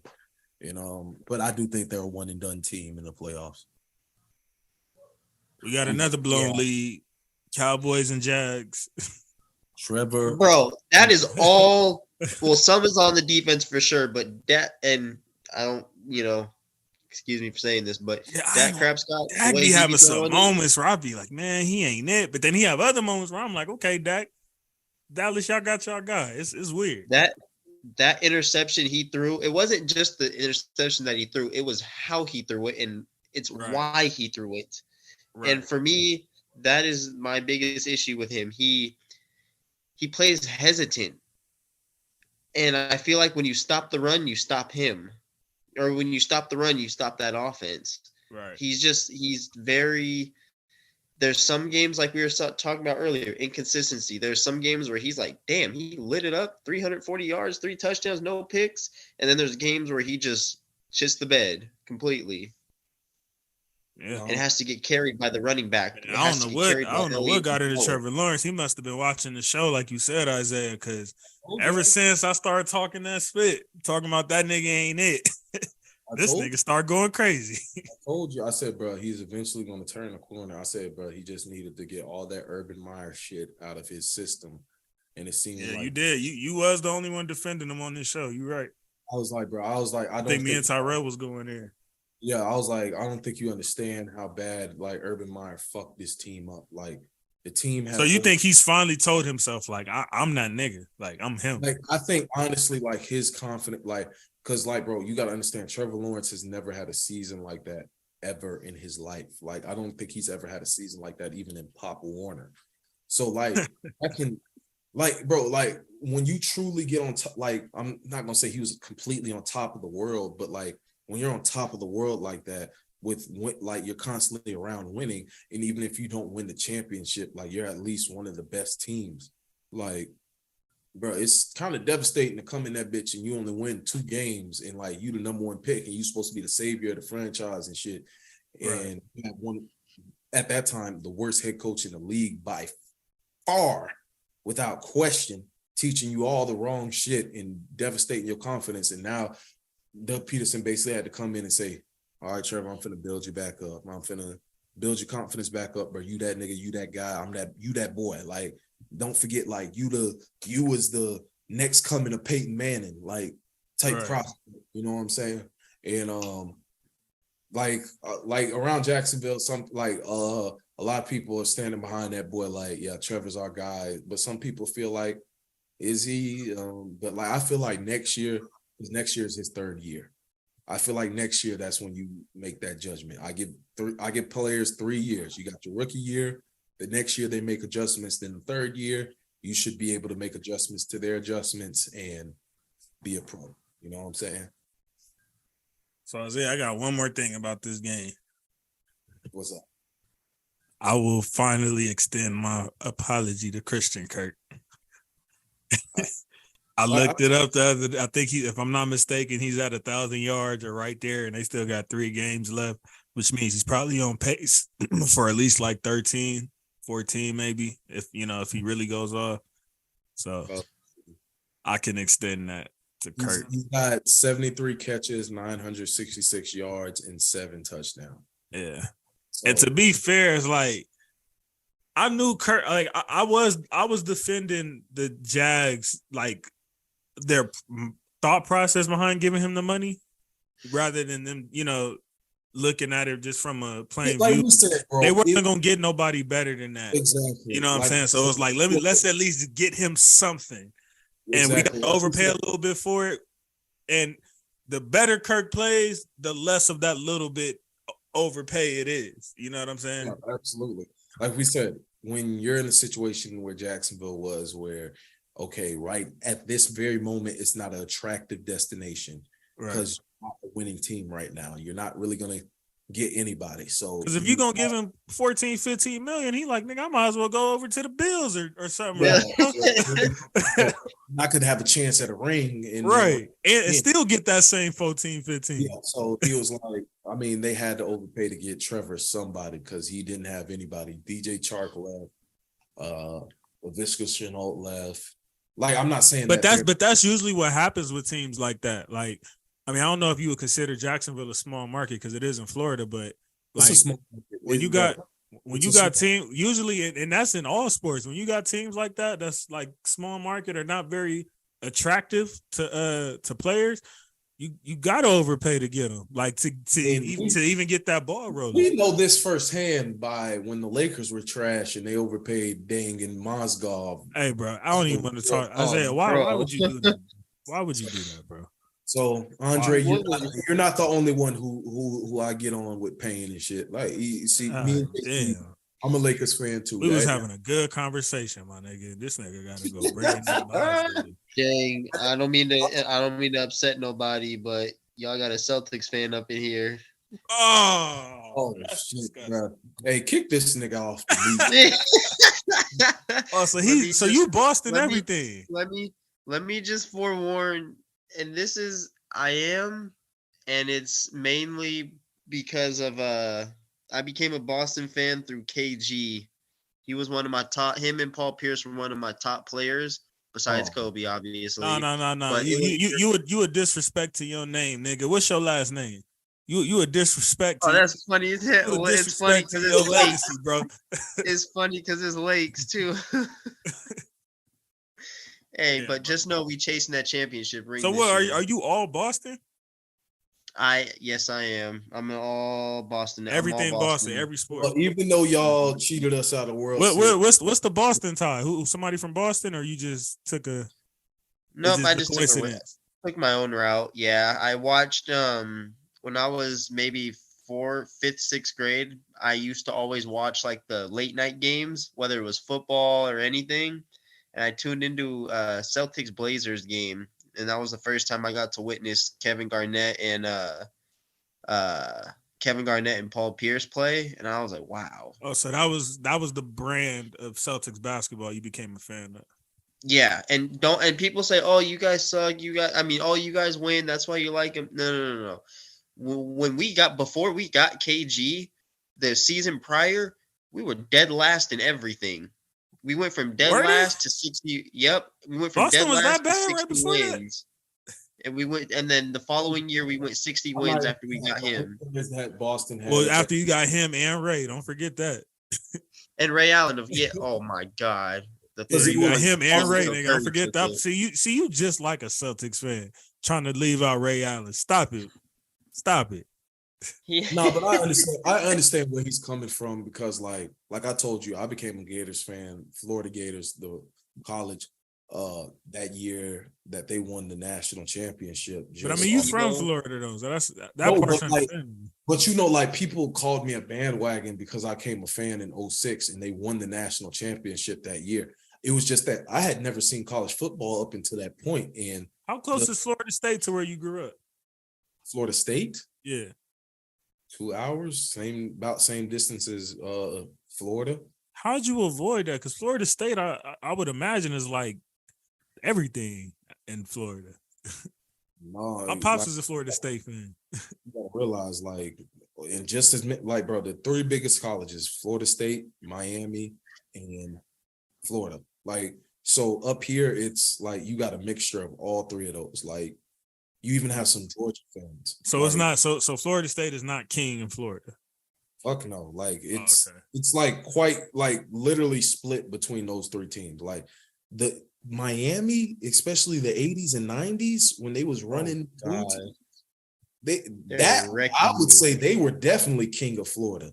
And then that's when they had Sean Taylor. Yeah, like on lock. So like, but then Florida came around along with FSU. Didn't what's his name go there? Sapp, wasn't he there back in the day? Warren Sapp At Miami?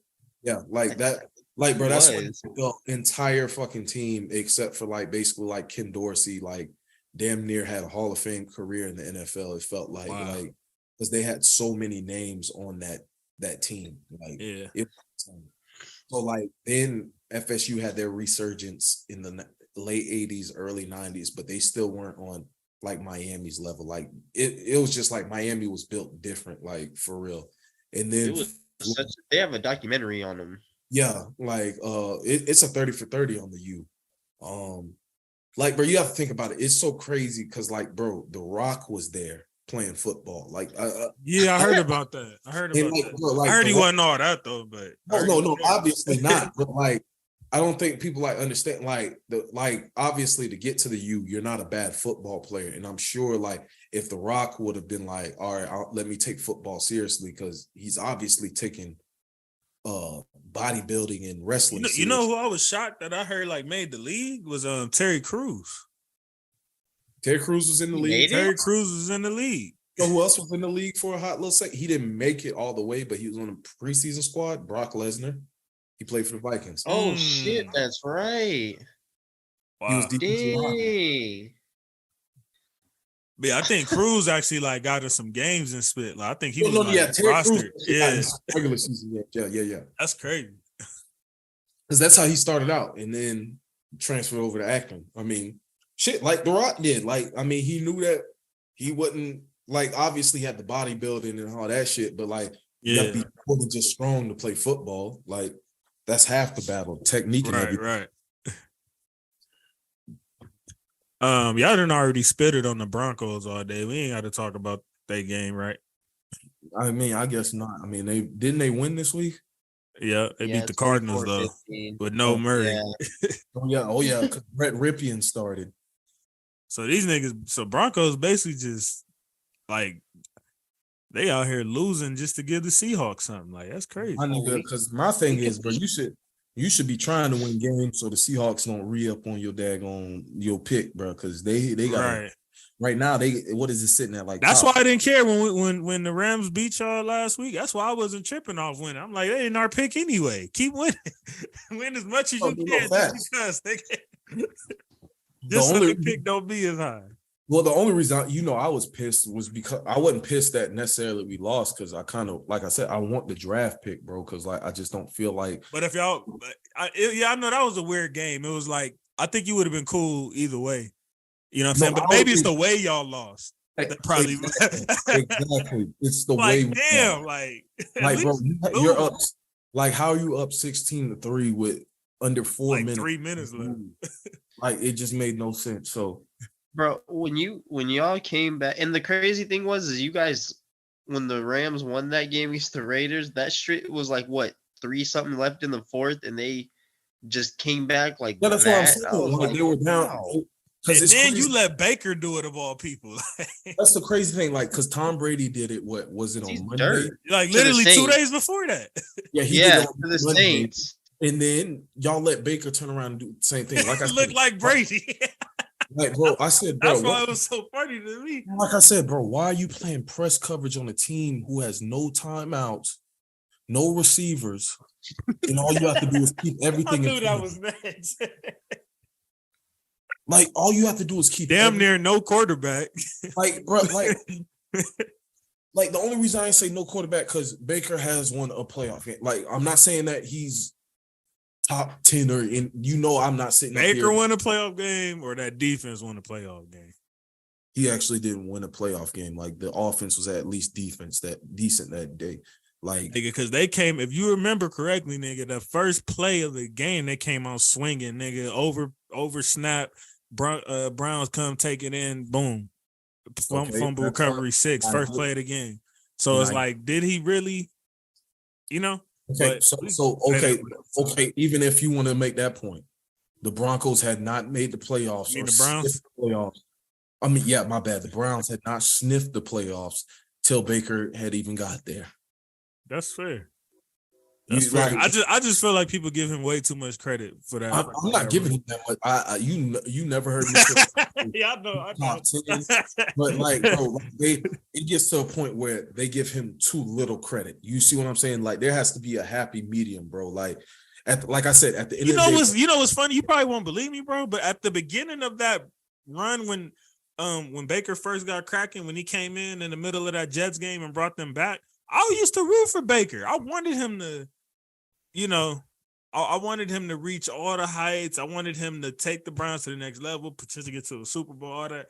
I was rooting for Baker until like I started noticing when how he played when OBJ was playing. Like, bro, like you not taking care of your number one like you supposed to, bro. And once I seen that, and then I started noticing just how bad he was in general. Like, oh, like that's not even like intentional. Like he really can't read split. And then the whole thing happened where, I feel like all the racists was coming out in split when Baker went to the Panthers and Browns got Deshaun, and they was acting like it was so wrong that they got a better quarterback, and like it was just a lot, bro. So like I ain't never like personally had a problem with Baker. I just didn't feel like he's that guy. no, but like it was like immediately like he just like made it seem like he's like just the worst quarterback in NFL history. Like some people, not everybody. Yeah, I would definitely wouldn't go that far. Like, bro, like Yeah, I I've would definitely like wouldn't go that Browns far. fans act like they haven't had way worse quarterbacks than Baker Mayfield. Like it goes like, bro, like real shit. But bro. then, but again, like you said, there needs to be a medium because people that are not Browns fans act like these niggas like damn near had Burrow or something. Like, and y'all did him dirty. You I know don't what I'm saying? But like my thing is, it goes now. Like I'm talking about post 2000, from 2000 on. Deshaun Watson, and then Baker's right there. He is your second best quarterback since 2000, without question. Yeah, Am I Tim wrong? Couch wasn't all that. Am I wrong? What are we gonna say? Gronkowski, Tim Couch, Oh hell Brady no. Quinn, Hell no.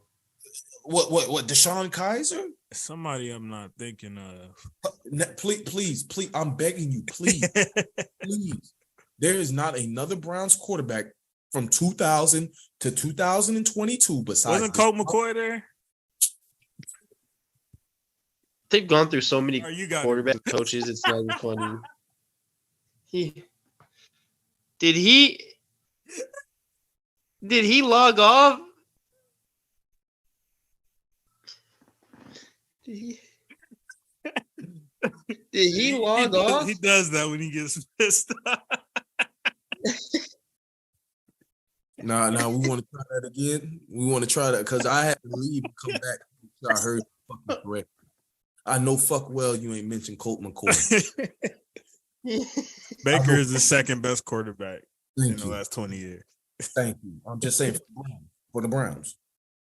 That's all I'm saying. That's what kind of peeved me off about Browns fans acting like he is just like he was even the worst quarterback in the NFL at the time. Like, I'm not saying he was top 10. I ain't even saying he was top half in the league. But damn it, there was plenty of other people in way worse situations than y'all niggas. That's my only piece. That's my only defense. Tyrell and Eugene, he talking to y'all. That's my only defense. Especially Eugene. Eugene was calling for Baker to get out of there before he even went to the playoffs that time. Like, he already wanted Baker gone. Like, Eugene, that's one thing I'll give him. He been on that train. Like, he never really believed in Baker like that. It's fine to not really believe in him and say, like, okay, he's not the answer. And even if you felt that way during the playoff run and stuff like that. But, like, I think he's seen through that spit. He's seen through it at that time. That's completely fine. I'm fine with a logical answer like that. But, like I said, I'm not even saying it's them, but like I'm talking about just because like you see Browns fans there's a lot of Browns fans. Like certain teams, they have a lot of fans. Packers, Browns, Steelers, Patriots. They have a lot of fans nationwide. And like the way that they speak about Baker, they say, "Oh, he's the worst fucking quarterback ever." This, that, and I'm like, bro, y'all over exaggerating. Well, for one, you got to keep in mind that's their quarterback. So obviously, you're gonna be hard. Everybody's harder on their quarterback than the rest of the world is. Like you see how I talk about Jared Goff. Like that's just how it is because you take it more personal because they're on your team. But I think, but like even me, bro. I've said Carr needs to go, but like at the same time. Bro, you gonna have to trade him because he's still. It be certain quarterbacks, bro, for like the real like purists. Like they could be watching a certain quarterback, and like it's some quarterbacks that be hiding behind great teams, bro. It happens, and I think that's what Baker was doing. And I don't know how, but somehow public perception can easily be skewed with people being fooled because all they see like with quarterbacks. You know, it's easy to just say, "Oh, you got to win." Like, look what's been keeping Jimmy G in the league for so damn long. The wins, he wins. That's what they always say. He wins. But even the Niners seen through that because with all that winning, he still just lost his damn job, right? So, I ain't gonna lie. I said that motherfucking. I tried to believe in that Trey Area shit. I got fooled. Come on, bro. It was a game and a half in the rain. The rain. Hey, bro. Hey, Bucko. Look here, bro. That shit cool. I'm letting you know right now, bro. I ain't seen enough, bro. Bro. Even I seen one game in the rain. Bro, look here, bro. My uncle been a 49ers fan longer than both of us been alive, bro. He don't believe it, man. He don't believe in Trey Lance either, bro. He was sitting up there, bro. He was like, I knew he would be. Storm and Norman definitely don't believe in Trey. He said it before they even started him. He didn't believe it, but he said he wanted them to start him so they can see that he ain't it and get this nigga up out of here. Yeah, because like, bro, that's another one that it might be up there with Mitchell Trubisky and Zach Wilson on that. Okay, all right, come on, bro. That motherfucker. Like, that's hella unfair. I thought Trubisky going to Pittsburgh, unfair, bro. You can't say that off of one game, bro. All right, watch. He might be in that Trubisky, Zach Wilson range for dumbass trade ups. All right, let's go Titans and Chargers. That was a good. I thought it was gonna be a shootout, but you know, for what? First and foremost, I think. What you mean? Why? Nigga, all them weapons on them teams? What are you talking about? On the Chargers. Let Andre speak, and then I'll get in your ass. That one for me was, and you know, I could be wrong, but I feel like they should just let Malik Willis take care of the reins. I just don't see. You think so? I don't know about that. I don't know. Malik done had some moments this year where I was like, He looked really shitty against the Chiefs, boy. That was one of the worst games I've seen. I mean, that is the Chiefs, but the Chiefs ain't got no defense that's putting you like. You're right. Like, come on now. Because they're a team that gives up a ton of points. And they just Justin Herbert. Yeah, that's how the Chiefs be beating everybody. They just be outscoring. They be like, oh, you think you can for real? That's exactly what they. Oh, you think you can have a shootout with us? Exactly. That's exactly how the Chiefs are. They want you to play like that. They be like, okay. Please have a shootout with us. They be like, hey, Andy, load up the choppers. Like load up the choppers. No, for real though. Because they like. The only time, like, bro, the Raiders try to do that shit every time. Even last the blown lead one, because it was both teams scored like 28 points plus or whatever. That's considered a shootout. They've only won one fucking shootout in the entire time since Patrick Mahomes has starting for the Chiefs, and that's the only fucking game that they have won. Damn, that's You're crazy not- to bro, think you're about.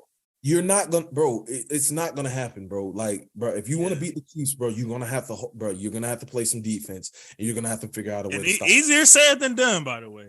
Oh, bro, I'm a Raiders. But I get what you're saying though. The wrong approach is coming here like, oh, you know what? We just gonna have a shootout with these niggas and All right. just hope we score. I think That's the wrong. And I don't care who you are. I don't care if it's the Bills. I don't care if it's the Chargers. I don't care if it's is that y'all that they had that I don't shootout. care who it against? is. Was that y'all that they had that shootout against where y'all both scored? Yeah, like, we just got like 100 points. Yep. I remember that game. you. We won that game, but that was when we had Gurley and we had up. And I people- remember that what game I'm saying- vividly, nigga. And what I'm saying is, even you was like, damn, I don't even know if we're gonna pull this shit out. Yeah. 'cause they gonna keep on shooting. Man, I remember that game vividly, bro. There was a big fire in LA at the time. I don't know if they were talking about it during the game, but it was a big fire that was like holding all our freeways up, all type of spit. It was smoke in the air from AV all the way down to the city. Like it was crazy out here. And then that night, that game happened. Like I remember that game vividly. That was a ton of scoring too. That was when God the damn. Chiefs had what's his name in the backfield? Kareem Hunt. That was when he was there. That was a hell of a game right there. That shit was a ton of scoring. And then that Titans Chargers game we were going over. Uh-huh. Tannehill finished 15 for 22 for 165 yards, 1 pick. I think what ultimately killed them in this game was the third down conversions because, 3 for 11 is crap. You can't win games going 3 for 11 on third down. Rushing yards, of course, that was up there. They executed well in the red zone going 2 for 2, but again, it's the third down converting and the penalties. They were tried 6 times for 68 yards. They took a couple crucial ones late in the second half. 2 of those penalties were pretty crucial late in the second half. Like I said earlier, Justin Herbert didn't have a great game, but he made plays when he needed to. Especially that Which is throw. what you want from your QB. Exactly. And I've been a huge critic on Herbert and the Chargers because obviously I'm a Raiders fan. But but when you kept it 100 though, I remember you kept it 100 a while ago. You told Chargers fans like y'all got y'all one. I do. Oh, remember absolutely, bro. So Like I said, bro, I will trade you. Listen, I'll give you Jacob Renfro in the first round for Herbert right now. Damn. Right now. Yeah. Right. I mean, but you believe I think because Isaiah believes the quarterback is really that important. So that's why he would do that. Like I said, bro, there's only 2 quarterbacks in this league that I've seen make like that rolling to the left, where they're bot and they have to launch it cross and it's been Herbert and Mahomes every single time. Like each week they make a throw where I'm like, holy fucking What the fuck?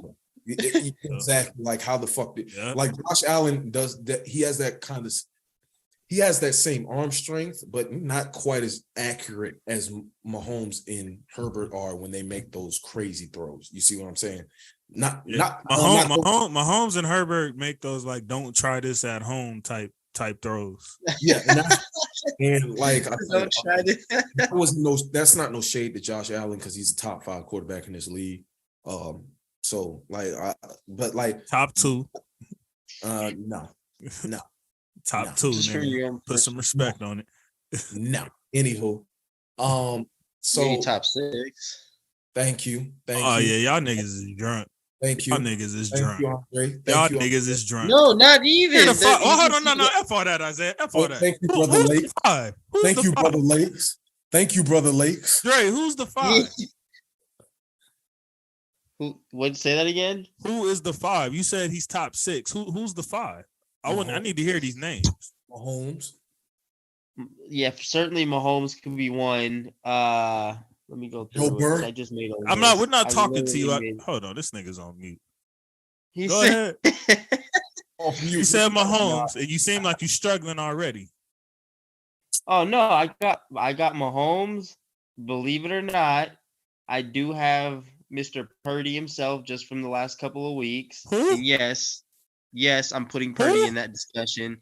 I don't give a fuck. I'm putting Purdy in that Oh, discussion. I ain't gonna lie. I ain't gonna lie. You might have to mute this nigga now. I can't defend. I can't defend that one. That one, you on your own. But I was with you with Mahomes. Yeah. If we doing week to week rankings, then yes, Brock Purdy would be top 5 in week to week rankings. But I feel like Fields. Oh my bad. I didn't mean to cut you. I for sure mean I got Fields as number 3. okay. I got as Fields number. been balling this year. You said what? I said Fields been balling this year. For sure. Yeah, 100 Fields. Hurts. This number Okay. I have Hurts at my number 4. Okay. And then for my number 5 guy, I have Hey, thank y'all niggas for proving Even- my point. Thank y'all for proving my and point. before his Allen injury, is firmly top before 10. his Thank y'all for injury, proving my point. I had Lamar. Y'all niggas is reaching. Hold on. Hold on. Proving your point. So hold on. Let me name Proving my point. This nigga just had to reach all the way to his back pockets and say Brock Purdy. So you What is you didn't talking felt about like- right now? Hey, I Zero. felt like he And, had and I Justin felt like- Fields. Are we? So we can't hear you. Now we can't hear you. The nigga Are don't- we serious right now, Isaiah? This nigga said Justin Fields and Brock Purdy. So What the F is we talking about right now? Hold on. We didn't say earlier this year that if Justin Fields was on the damn Jets, that they would be leading the AFC East. We Okay. talking about individually, nigga. We're not talking. You see, you going right back to that media spit. Wins. I don't care about none of that spit, Okay. nigga. Let me I'm make- talking let- about who's let that me- guy when they step on the effing field, nigga. Fields ain't touching Allen, nigga. Period. Okay, Mahomes, Herbert, Burrow. Tell that nigga get a 200-yard game, nigga. Then he could talk to Josh Allen. Who? Justin Fields, nigga, and not in rushing. He did get he's had plenty of 200-yard games. That nigga said plenty. Let's see. That nigga said plenty. I mean, you want to go through it because he's on my fantasy team, bub. Nigga, just because that nigga getting you 30 a week off all them rushing touchdowns. Against Green Bay. That man said plenty of 200-yard games. That nigga has 2 all season. That's plenty enough. That nigga has 2 200-yard. Plenty enough, nigga. Isaiah, stop playing with me. That's plenty enough, nigga. That's plenty enough, nigga. Anyways, as I was continuing my list, Joe Burr, Herbert, Action Nigga, Jackson. I wasn't even asking you. I don't give I a wasn't fuck. even asking you, I don't- nigga. But the thing is, I don't give a fuck. I'm giving it to you anyways, nigga. And every name you naming is cap, nigga. It's cap. If your name ain't Mahomes, it's cap, nigga. Please stop. See that. If your names ain't Mahomes, it's cap. Ryan come in Until I see otherwise. This is where the dick Until I Ryan- see otherwise. Until you see otherwise. Yeah, you saw otherwise just last year with Joe Burr. But it's straight. What you seen mean? it. What Josh Allen did in that Chiefs game is better than anything Burrow has ever done in any What the game. fuck? Nigga, what is you talking about? What the fuck did he do besides lose, nigga? What the fuck is you talking about, nigga? So my nigga, hold on, You hold on. didn't watch that game, bro. You didn't So- watch that game. Nigga scored like 20 points in 2 minutes, nigga. And you over here talking about what the F did he do? Any other quarterback would have won that game. If he was playing any other quarterback, Josh Allen would have won that game. Period. That sounds like a fucking personal problem. That's the craziest shit about it. That's the craziest shit about it. That's the craziest shit about it. Speaking of this bum, Bengals and Bucks. What? No. Fuck that. You're not skipping over this shit. I'm going to that fucking game. What you talking about? Bengals and Bucks, nigga. Nigga, yeah. Let's talk about the Bengals. Mr. Joe Burr, nigga. Fuck are you talking about? Stop playing with my boy. Well, brother. he had to come back on that bum secondary that's all been effing hurt all damn season. That's what you talking about. Now. In a human Brady. Not now. It's a bump secondary, but just last He week. said a human Brady. Just last week, just last week. Oh, you wasn't hearing that about the Bengals overtaking the AFC North and winning the division. Bro, what you mean? Lamar got hurt, nigga. It ain't like they did that because they did that. Lamar got hurt. Shut up, nigga. Ain't nobody trying to hear that bullshit right now, nigga. I said what the fuck I said, nigga. You was all this, that, and that. What I said, when it comes to November, December, and January, when real football starts, Joe Burr, not Joe Burrow, Joe Burr is ready to play football. He puts his big boy pants on. I witnessed this firsthand when he was at LSU. I found out personally that he was that boy. I thought we had a chance at going to the national championship. Joe Burrow said, oh, really? Oh, okay. Let me introduce you. I'm from Ohio, and I'm going to show you how we do it up there. And he fucked us up with Jamar Chase and Justin Jefferson. Damn, that was that nigga receiving core? Yeah, that was that nigga receiving. The hell kind of, no wonder that nigga was scoring 7-8 touchdowns and spit a national championship game. But my thing is, God damn. My thing is, because they had another quarterback before him with Jamar Chase and Justin Jefferson, he couldn't get shit done. He couldn't get a damn thing That's done. wild. And then he came in and boom, did that shit. So that's when I knew he that boy.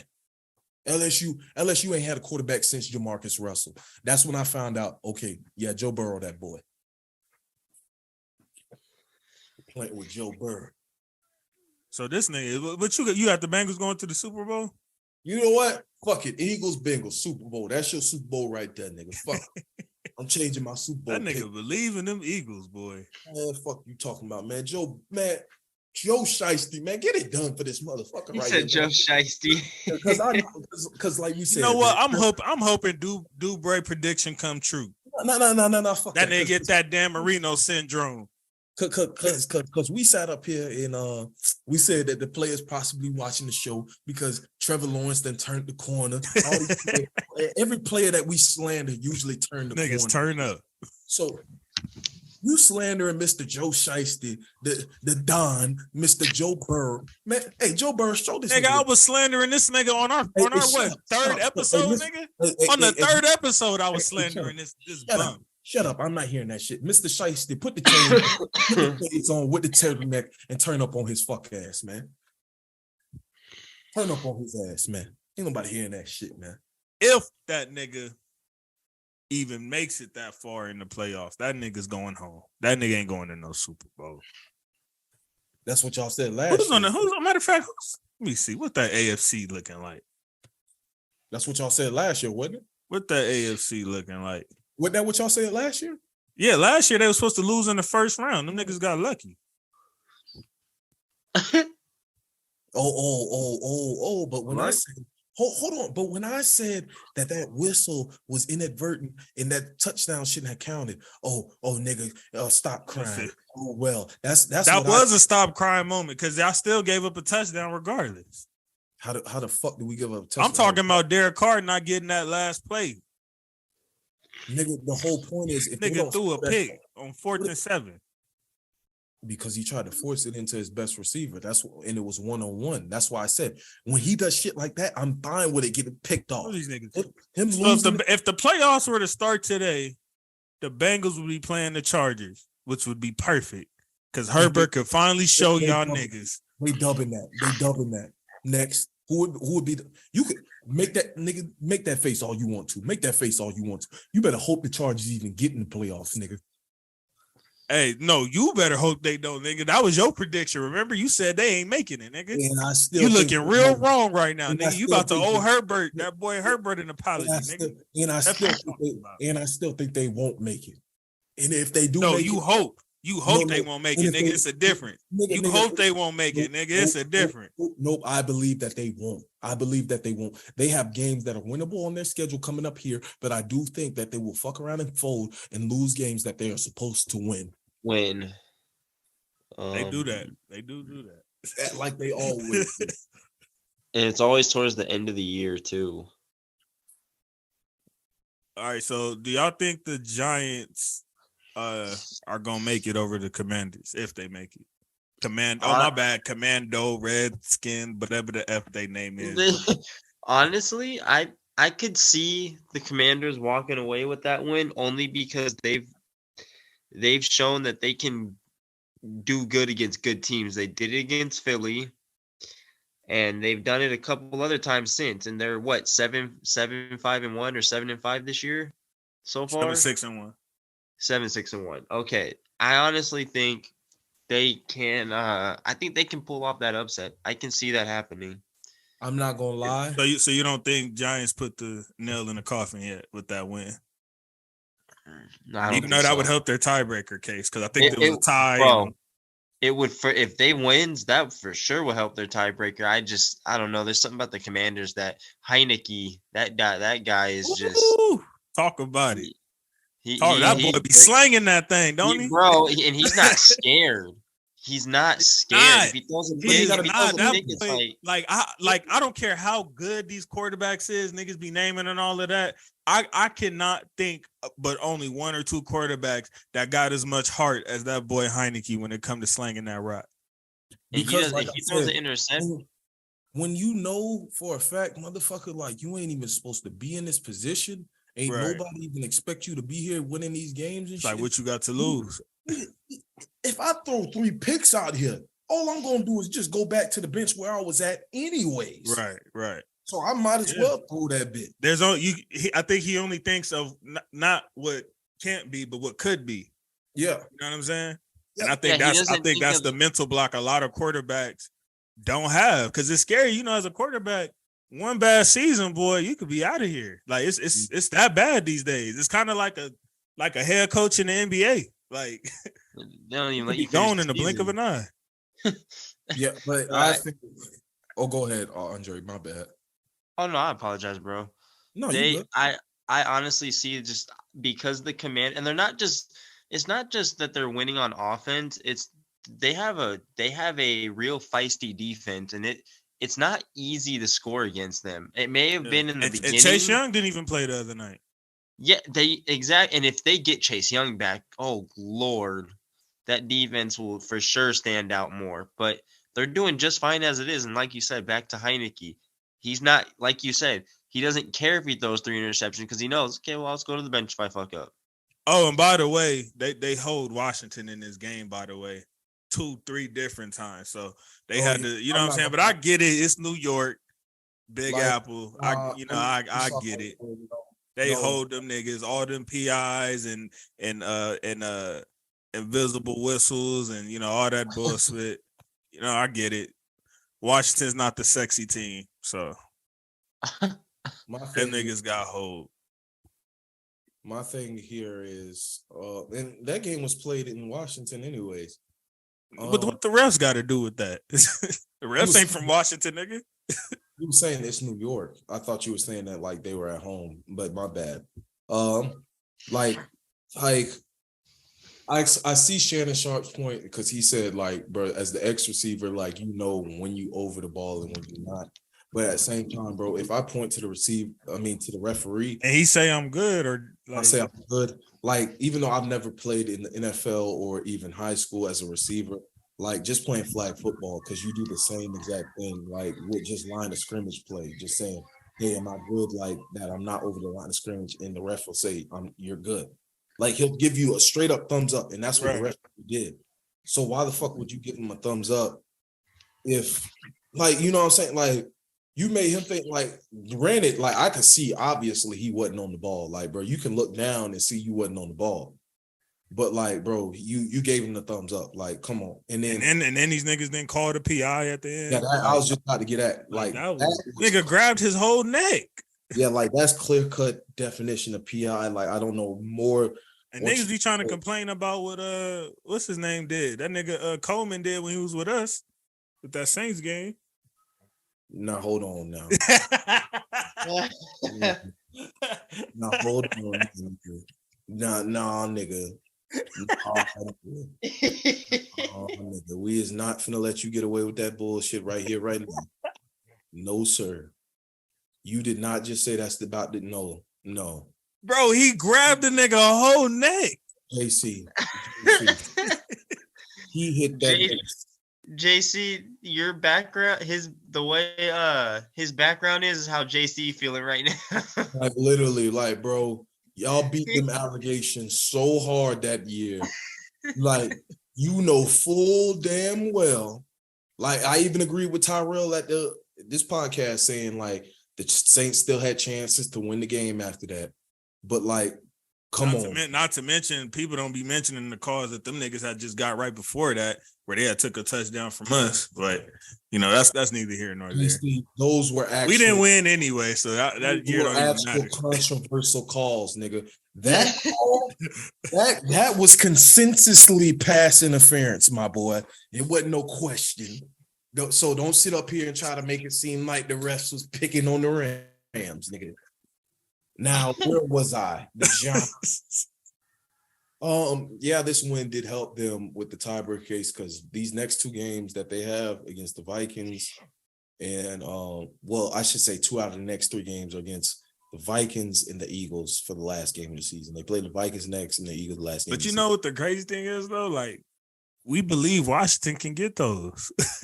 No, I'm talking about Giants play them. So I'm saying the Giants got that. Oh yeah. Oh no, that's a wrap. That's GG's. That's what I'm saying. That's GG's, nigga. The Commanders have the 49ers, the Browns, and the Cowboys. Ooh, that's tough too. Yeah, so like right now, that's tough.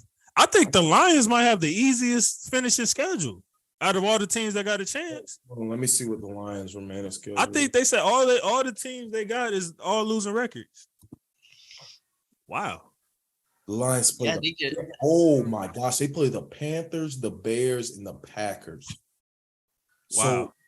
So while we're sitting up here saying the Giants or the Commanders getting the last spot, it could be those Lions. You never know. Yeah, but they gotta lose. I think they gotta lose out though for them to sneak. The way they're playing now. What I'm saying is if the Giants lose, because I think they're like 2 games behind them right now. They're hold on, let me finish. They're 2 games behind the Giants. Well, no, they're a game behind the Giants technically because the Giants have that tie. And if let's say, but you can't make up a loss though. Hold on, my brother. Hold on. So, if let's say if the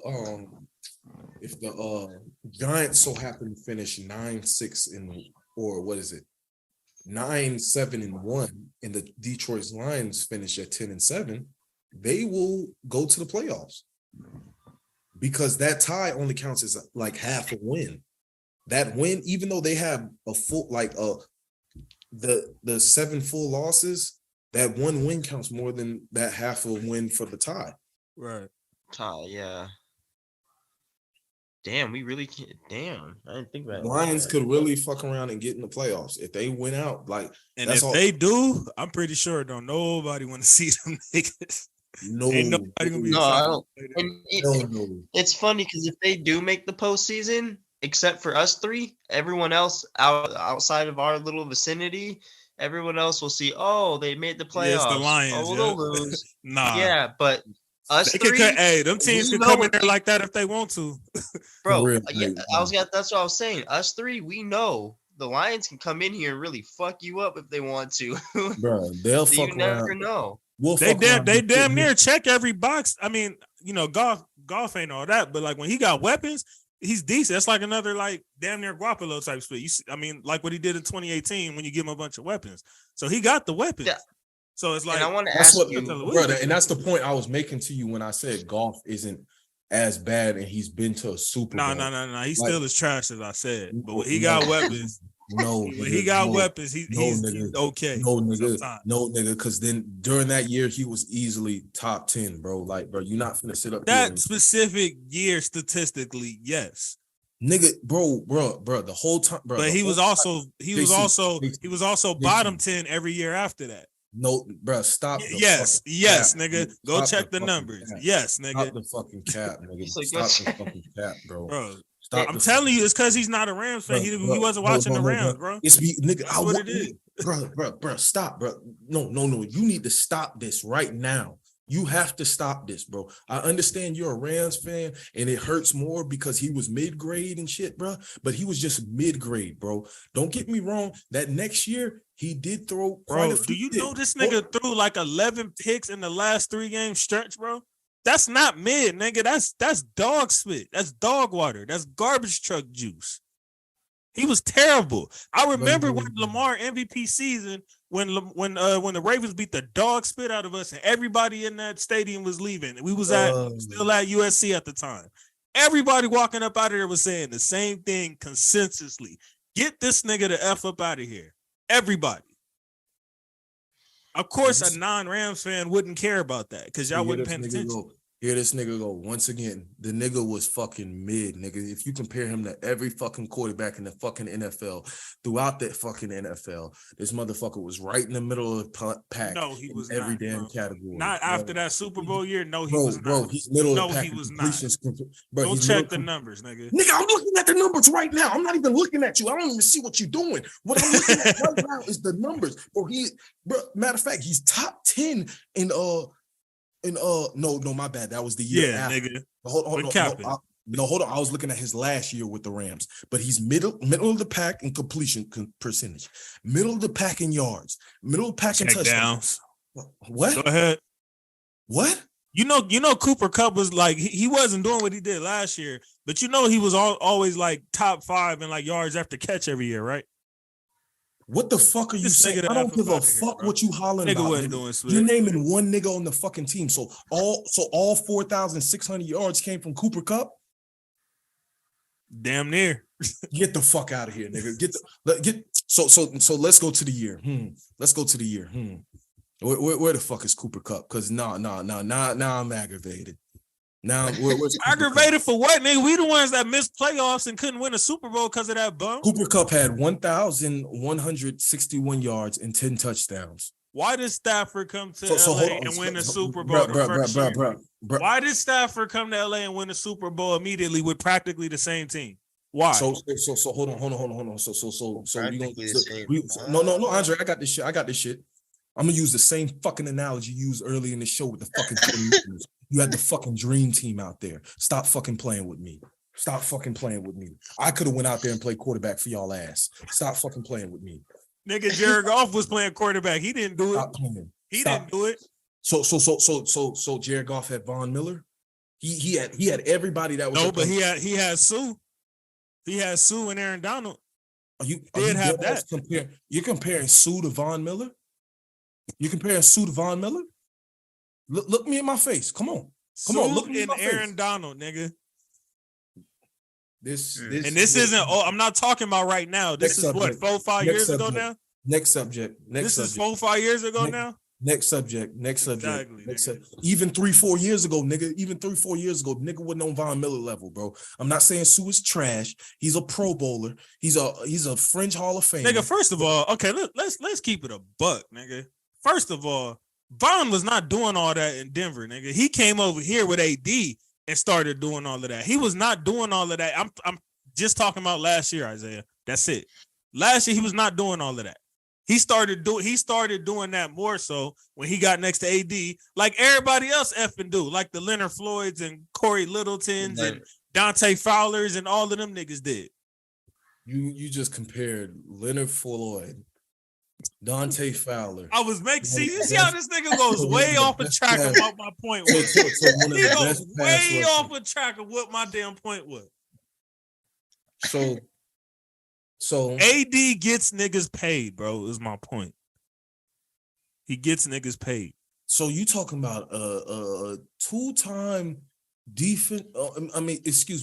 A defensive player of the year, AP. He won defensive player of the year last year. Nigga, I'm only talking about last year, Isaiah. I'm only talking about last year. Last year, bro. Broncos parted ways for a reason, nigga. Because they were fucking trash. They weren't going nowhere. What are you talking about? They were 4-7, I think, at the time. What are you saying? There was no incentive for them to pay Von Miller all the money that he was gonna want that next year because they knew they weren't gonna go anywhere. That's why he got traded. He had 4.5 sacks through 7 games. That's not garbage. Once he got to the Rams, how many sacks did he have? 5 in 8 games. So I'm confused. That playoff run, though. That's because that's what y'all referring to, right? That playoff run. My nigga, I'm confused on like, bro, have you not seen Von Miller in the playoffs before? He does this every playoff. No, I'm talking. Well, first of all, when was the last time he was in the playoffs? So, like, what kind of question is that? When they won I'm obviously talking about at that time. That nigga ain't been in the playoffs and I don't know how long. Okay, that's fine. But what I'm saying is every playoffs, he turns the fuck up. There has not been a playoffs where he's been garbage. He's been ass. The year they like, went to bro, the bowl. Like, I'm sorry, went, bro. Like, don't get me wrong. Like, yes, pairing him with Aaron Donald was just fucking insane. Okay, so you bringing up Von Miller. Goff didn't even score a damn touchdown in that game. In what the game? hell what the hell would Von Miller have done about that? In what game? In the game against the Patriots. So what the hell would Von Miller have done about that? Nigga, you're talking about two completely different teams, bro. I'm talking about if you put Jared Goff on the Rams team last year, I comfortably feel that you still win We would have lost. You're smoking dick. Jared Goff. Hold on. All right, let me ask you something. I want to ask you something objectively, Isaiah. Objectively, bro. Yep, Jared Goff is making that 50-yard bomb down the middle against the Bucks that Stafford threw to Cooper Kupp. He's done it before. Is he doing that in that moment in that game, Isaiah? Possibly. I don't know. If that's what you think, bro, the first year he went. If that's what you think, I can't you sitting up here, bro. You act like, bro. If that's what you think, I can't help. Bro, you really sitting up here smoking dick so much, bro, that you think that Stafford is like just some otherworldly, bro. This motherfucker led the league in picks last year. Okay, and then he had 2 game-winning drives in the playoffs. Nigga said, and then he had 2 game-winning drives in the playoffs, and one of them was in the Super Bowl. Do you see my point right here? One of them was in the Super Bowl. Do you see my point, Andre? Y'all went 12-5 with this. If Burrow would have done that, nigga, oh my God, I wouldn't have heard the end of it. If Burrow would have done what Stafford just did, I wouldn't have heard the end of it from you. Oh my gosh, bro. I'm sitting up here telling you, bro. I'm not talking about, bro. I'm sitting up here telling you, bro. This motherfucker Stafford was nowhere near perfect, even in that fucking Super Bowl game, bro. Like, but that's the thing. He wasn't scared to take those shots that Jared Goff was scared to take. That's the difference. Scared to take those shots. So just like we just said, who was the quarterback who had a shootout with the fucking with fucking Mahomes? Fucking Jared Goff, and he was fucking sitting up there slinging that bitch the whole fucking game. So, like, bro, that game, I remember that game. That's what was fire. My whole point, even though it was offense and defense, Gurley got in on the action. Defense got in on the action. Brandon Cooks got on the action with Goff. Like Robert Woods got in on the action. Like that. Yeah, that was. Like I said, bro, I'm not sitting up here saying Goff would have won that fucking game if it was just only him, Cooper Kupp, and Aaron Donald, and y'all made it to the Super Bowl. But y'all fucking team was stacked, bro. Y'all team was stacked. Look, bro. This is what I'm saying. Goff is decent when he has weapons around him. I'm not taking. And what I'm saying is, last year, I'm saying is, when it comes to those situations where we need a touchdown, we need 3 at the end of the game to win the game, Goff was not doing that for us, bro. That next year after the Super Bowl, I promise you, if I go back, bro, I promise you I could sit you down and show you at least, it might be 4, but at least 3 games I remember distinctly that he wasn't able to get down there and get us those points we needed to win the game. At least 3, which would have, nigga, we went what, 9-7. That would have put us at 12 games. We probably would have been first, went from not making playoff to be in first place in the division. And the only reason why we couldn't get first place in the division, because if I'm not mistaken, that was that Niners year when they went like 10-0 the first 10 games or something, had their crazy record. So we went 9-7 and missed the playoffs because of Goff's incompetence on the game-winning drives. Because you said it's because Goff, right? Mm-hmm. Yeah, it's because Goff. Yes, because of Goff. That's quite fucking hilarious, because during his time with y'all, he had fucking 1, 2, 3, 4, 5, 6, 7, 8 fucking game-winning motherfucking drives. Mm-hmm. That's crazy for somebody. Oh, who couldn't necessarily drive you down the field during those years. So you were bringing up Stafford in comparison. Do you know how many game-winning drives he has? Let me finish. Let me finish. Okay. Let me finish, my brother. And it's funny because 4 of those came during that year. Y'all went to the fucking Super Bowl, and one of them came during that fucking shootout game against Kansas City. Mm-hmm. I ain't trying to hear that shit. You had apologist. I never thought I'd see the day. You, bro. You sitting up here, bro. You pulling the Baker Mayfield, bro. You pulling the Baker Mayfield, bro. No, he's better than Baker. I'll give him that. Let's see how many game-winning drives. See how many game-winning drives Stafford got since he been here in the 1 year. Let me check. I'll check that one out.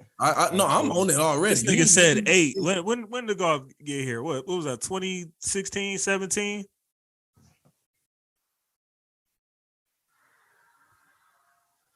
He has 3. Motherfucker got 3 in 1 year. Is that including playoffs? I didn't include playoffs for Goff either.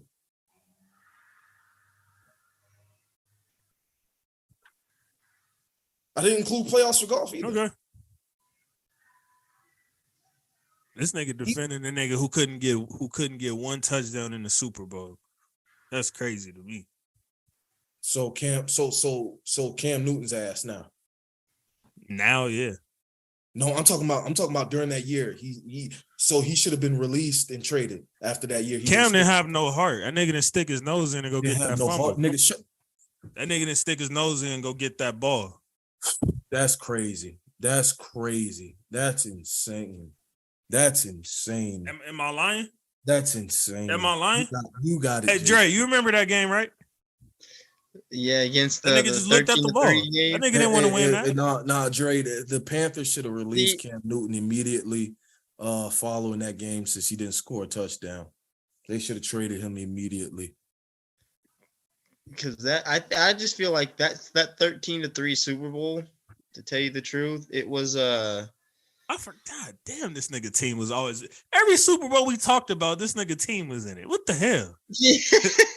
The thing is, the game when you watch Goff play, and you will see, it makes you wonder sometimes because he played brilliant all year long.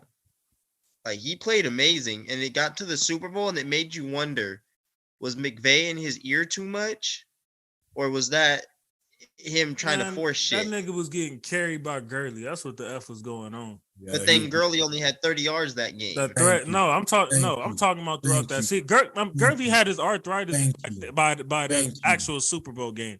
I'm talking about on the way there when that nigga was the best running back in football. So stop playing. So hold on. So then when he got to the Super Bowl, he got shut down.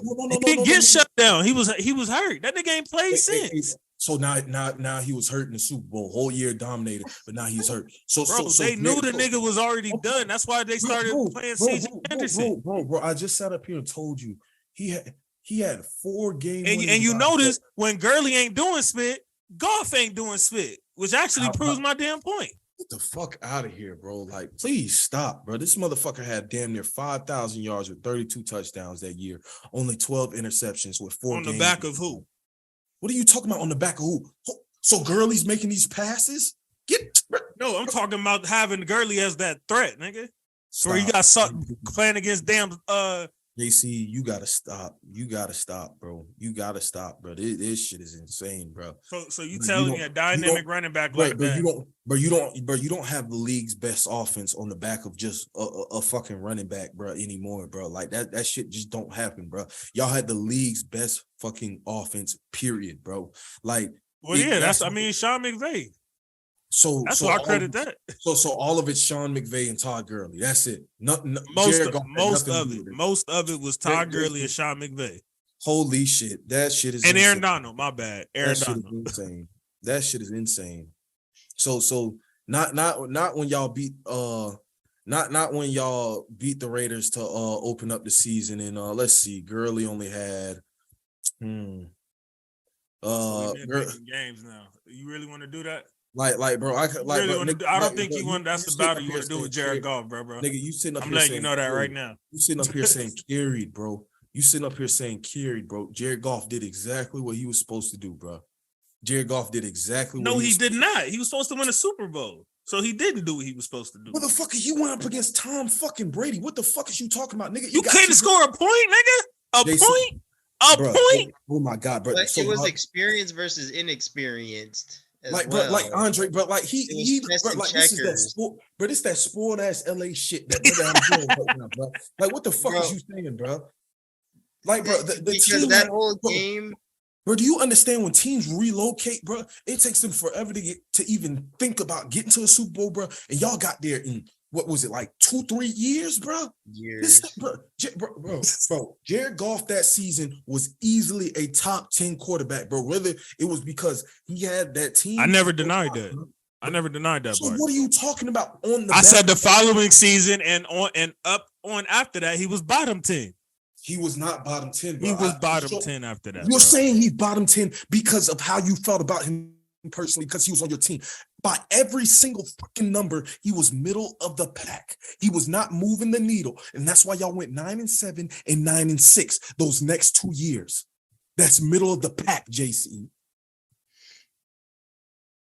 Nah, I don't know give him middle of credit the for pack them records. quarterback when I see one because I Must have have one. He is the equivalent to Derek Carr. Nah. No. Yes. Yes. Yeah, No. easily. Hell no. Easily. You're talking about hell no. Nigga. So Let me see this. bro, the crazy thing is Derek Carr has never had a season like he has had in fucking 2018, let alone fuck 2018. Shit. Shit. We can go to fucking 2017. He's never had a year like Derek Carr's never had a year like that. Even his 2019 season is on par with any fucking That year man Derek Carr had ever had. What the fuck? 22 touchdowns with 16 interceptions, and then 20 touchdowns with 13 interceptions right after. So Andre, I didn't go through this shit and just literally say the only fucking metric that he was high in was that he was bottom 10 in was interceptions. Every other metric that he was on. So that don't matter? Holy shit! Did I say that shit didn't matter, Bro. nigga? You I'm explaining to you why this JC, nigga no, was trash. stop. No, JC, stop, bro. JC, stop. So now, nigga, you want to nitpick, nigga, because you nitpicking one fucking stat. So he's middle of the pack in every fucking stat except one. No, Now- he's mid or he's bottom 10 because this nigga choked in the moments that we needed him most. That's What why. the fuck he did, bro? Jared, Bro, like dead ass, bro. Like, no, bro, because you going so fucking far off the spectrum, it don't make no fucking sense. This is that spoiled ass Hey, LA. bro, you This ask that any spoiled Ram ass- fan, you bro. making no Ask fuck- any I don't Ram give a fuck, fan, bro. Nigga, what? All 5 of y'all? That's what I asked. There's no way you finna sell to me. They talking about he was bottom 10. He was mid-grade. He was from 16 to 18. That nigga was terrible, bro. We Nigga, can you leave it saying at that? that. Nigga went 9-7, and that's the worst. That's the worst years of his Oh life. my gosh, you think we went 9-7 because of him? Is that what you getting at? Nigga, You think we went 9-7 because of Jared Goff? Who else did y'all have? Who else did y'all have? All right, Who else bro. did y'all have? Who else Got did it, y'all bro. have? Because Todd Gurley. Are you was forgetting gone. that that's the season we traded for Ramsey? Are you forgetting that? Who else did y'all have? Are Answer you the forgetting question. that? I Answer the just told question. you. Answer the question. I just told you. What does that have to do with offense? What does that have to do with offense? So now our offense that is trash. defense Is won what you you're all saying. 9 games? Now our That offense is trash. That defense won you all 9 games. That defense won you all 9 games. That So defense won you all 9 games? hold on. That defense won you all 9 games? So Answer the Robert question. Wood, Did hold the on. So defense win Robert you all 9 Woods. games? No, fuck Hold that. up. Answer the question. Did the defense can't win you all talk. 9 games? Did the defense win you all 9 games? Because we was just sitting up here. No, talking- I'm gonna tell you. No, but I can because tell we you was who just sitting up did. here talking about I how can tell Russell you who Wilson, did. if he just put Yeah, up you ain't gonna let 15 me fucking talk. All right. points. If Yeah. Russell Wilson put up just 15 fucking points, the fucking Broncos would be in fucking playoff position right now. We just said that. Jared Goff was So Cooper mid-grade. Kupp, Robert Woods, and Higbee trash now. That's what we saying. no business. Did I say they was trash? You can't say, oh, When who did did y'all have? when Who did did y'all have? What was you when implying by those saying words come that? out of my mouth? What were you But implying by saying that? But hold on. You sat up here and said the only time he sat up there and ever did anything good was when Gurley was carrying the team, correct? So Gurley left the next year, right? Right. So who did he have to carry him all the 9 games that he won? He didn't. That's why we missed playoffs. You're missing the whole point. You think 9-7 is such a shit year. You barely missed playoffs. Right, but did I not just say we went from missing playoffs to potentially could have had the best record in the league if this nigga would have handled business? This nigga chokes at the end of games. That's like a pet peeve irk of mine is niggas that choke games off. So that shit is crazy because, like, bro, once again, y'all sit up here and do that shit every time with every fucking quarterback, even fucking Derek Carr, my quarterback, bro. I sit up here and place blame on who needs blame placed on, bro. You cannot place every fucking loss on him, bro. You cannot place y'all missing the playoffs just on him. That wasn't just him, bro. It was mostly him. No, bro, get mostly him. Get out of here, bro. Get out of here, bro. That, like, bro, this shit, bro. Like, nah, bro. Y'all really sit up here and I'm not even, like I said, I'm not sitting up here saying that Jared Goff is a top 10 quarterback his entire career with the Rams. I never said that. But what I did say is he did not just completely get carried by fucking Todd Gurley in that fucking defense and Sean McVay. He went out there and performed. And then y'all got to a Super Bowl. The next few years after y'all did lose Gurley, like I'm not denying that Gurley was the best back at that time. I posted that shit when he retired and said, without question at that time, he was the best back. Without question. Wasn't no Derrick Henry, wasn't nobody hearing that shit. This motherfucker put up 23 touchdowns in a year. We're not sitting up here saying that. But for y'all to go from this nigga was in top 10 to bottom 10, bro. He was mid-grade, but you don't win 9 games with a bottom 10 quarterback, bro, because y'all defense was not no-fly zone Broncos defense, bro. Be for real. Be for real. I said he was mid-grade. Mid-grade. That's not praising him like he pulled off. He was not top half, bro. I didn't say he was top. What does mid-grade mean? That means anywhere from middle of the package. So there's 32 teams in the NFL. That means, and I do quarterback rankings on damn near a week-to-week basis because you can fluctuate. That means during that season, he was anywhere from 14 to 18 throughout the season because he would play up. It was more up, like up. It was no, more Jason, like 16 to 22. Nigga, stop. It was more like 16 to 22. Get the fuck out of here. That nigga was JC, stop, bro. JC, stop. JC, you gotta stop. You got brother, you gotta stop. You gotta. But we stop. spending too much time on this bum, bro. You gotta stop. Way too much time on this bum, bro. Yo, Jerry, unmute your spit, bro. We finna bring it home. That nigga said he garbage, but y'all had a top 5 passing offense. Yeah, it's Sean McVay. Now, you talked about how blessed I am with great coaching.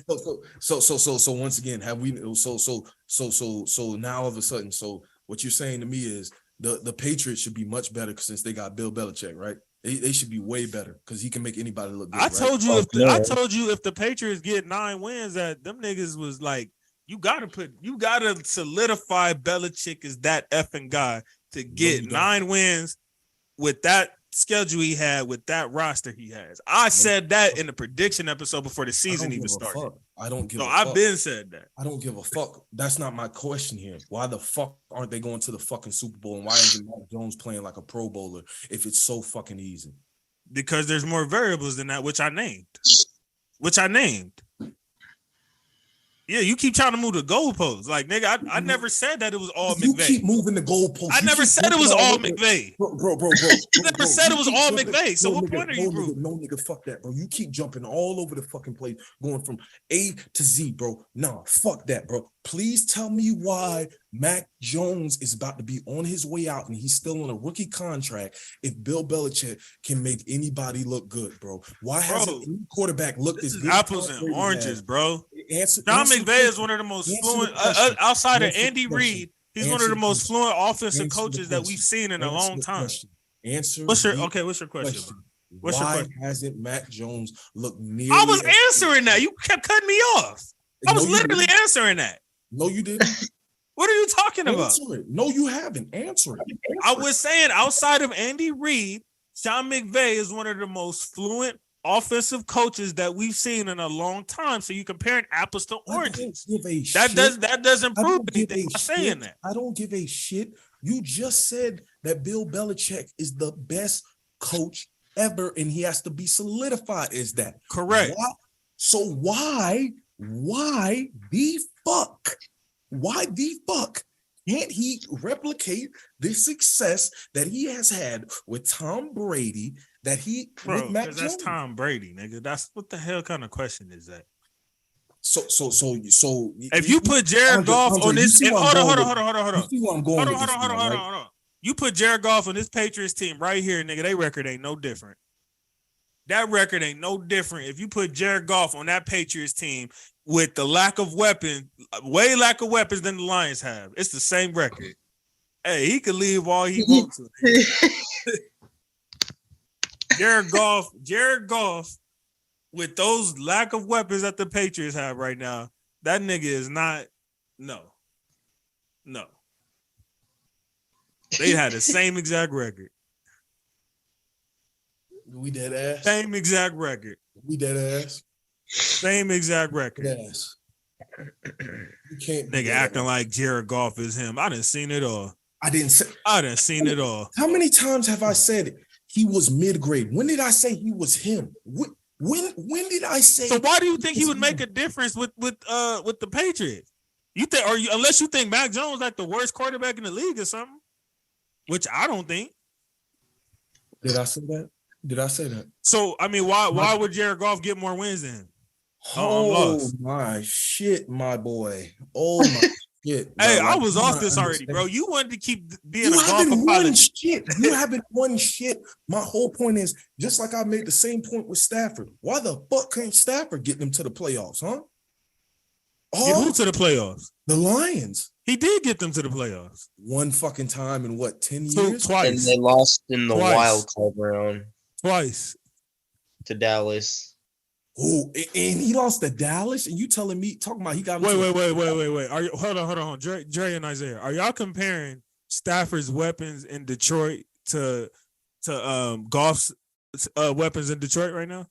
Is that what y'all doing? Hold on. So why do you act like Goff has some otherworldly weapons? Like right now? Nigga, he has Amon-Ra St. Brown. Brown. He has the was that top 2 running back in rushing touchdowns this year? Williams and DeAndre Swift, who just came back. How the fuck they getting down there? How the fuck they getting down? Look, see, DeAndre Swift ain't did shit all year. Now all of a sudden he some what the started winning when he came back though. The fuck? How the fuck you spell his fucking name? There it go, Jamal Williams. Let's see this shit. Know this shit. Fucking pitiful. Last I checked, that nigga was top 2 in rushing touchdowns. And guess what? I wish Tyrell was here. Fucking fool's gold. Guess what his yards per attempt is? Oh, here he go. Here he go. Now he want to take a page out of Tyrell, but 3.9. 3.9. That's bad now? 4 yards is bad? 3.9 yards per carry is not good, bro. 4 yards is bad, bro? Bro, nigga. We ain't rounding up around this bitch. 3.9. Oh, now we ain't rounding. Now we ain't rounding. For my narrative, we ain't rounded, nigga. Hey, man, we gotta get up out of here. Who's your coach of the year? Brian Daboll. You said Brian Daboll? Mm-hmm. I got Nick Sirianni. That's who Vegas has winning it right now. That's the favorite. I wouldn't be mad at that pick either. It just felt like I wouldn't be mad either. Usually when a team, especially if he wins out, more than likely that's who they're gonna give it to. Exactly. But like I just felt like with the Giants, like, bro, they've been in kind of purgatory for a while. And Brian Daboll's come in there and like breathe new life into that franchise. Like, and especially like if let's just say they fuck around and win out or some crazy. I don't think they'll win out because like we said, they play the Vikings and the Eagles. And those are tough. Yeah, and those are really tough. But like they actually got Campbell as the second favorite to win right now. Ooh, that's another good pick too. I wouldn't be mad. That's another solid pick. What I'm saying is like, bro, you can make an argument for it. Who do we say? Nick Sirianni, Brian Daboll, Campbell. I think the Jets coach. I was just about to say Robert man. Saleh. And you can make a consideration for Mike McDaniel in Miami. And they're not going to give it to him because of who he is. They're not going to give it to him because of who he is. Who? But with the weapons he lost this summer, Andy Reid need to be talked about a little bit more. Or is it because of Mahomes? Niggas ain't going. The only reason I say no is because, like, yeah, you lost. I'm not trying to discredit losing Tyreek Hill. I'm not trying to discredit that, but like, you lost one weapon on offense and one on defense. And one on defense. Two on defense, actually. Who was the two? Ward and Matthew. Who? Ward and Matthew. The second name I recognize. Who?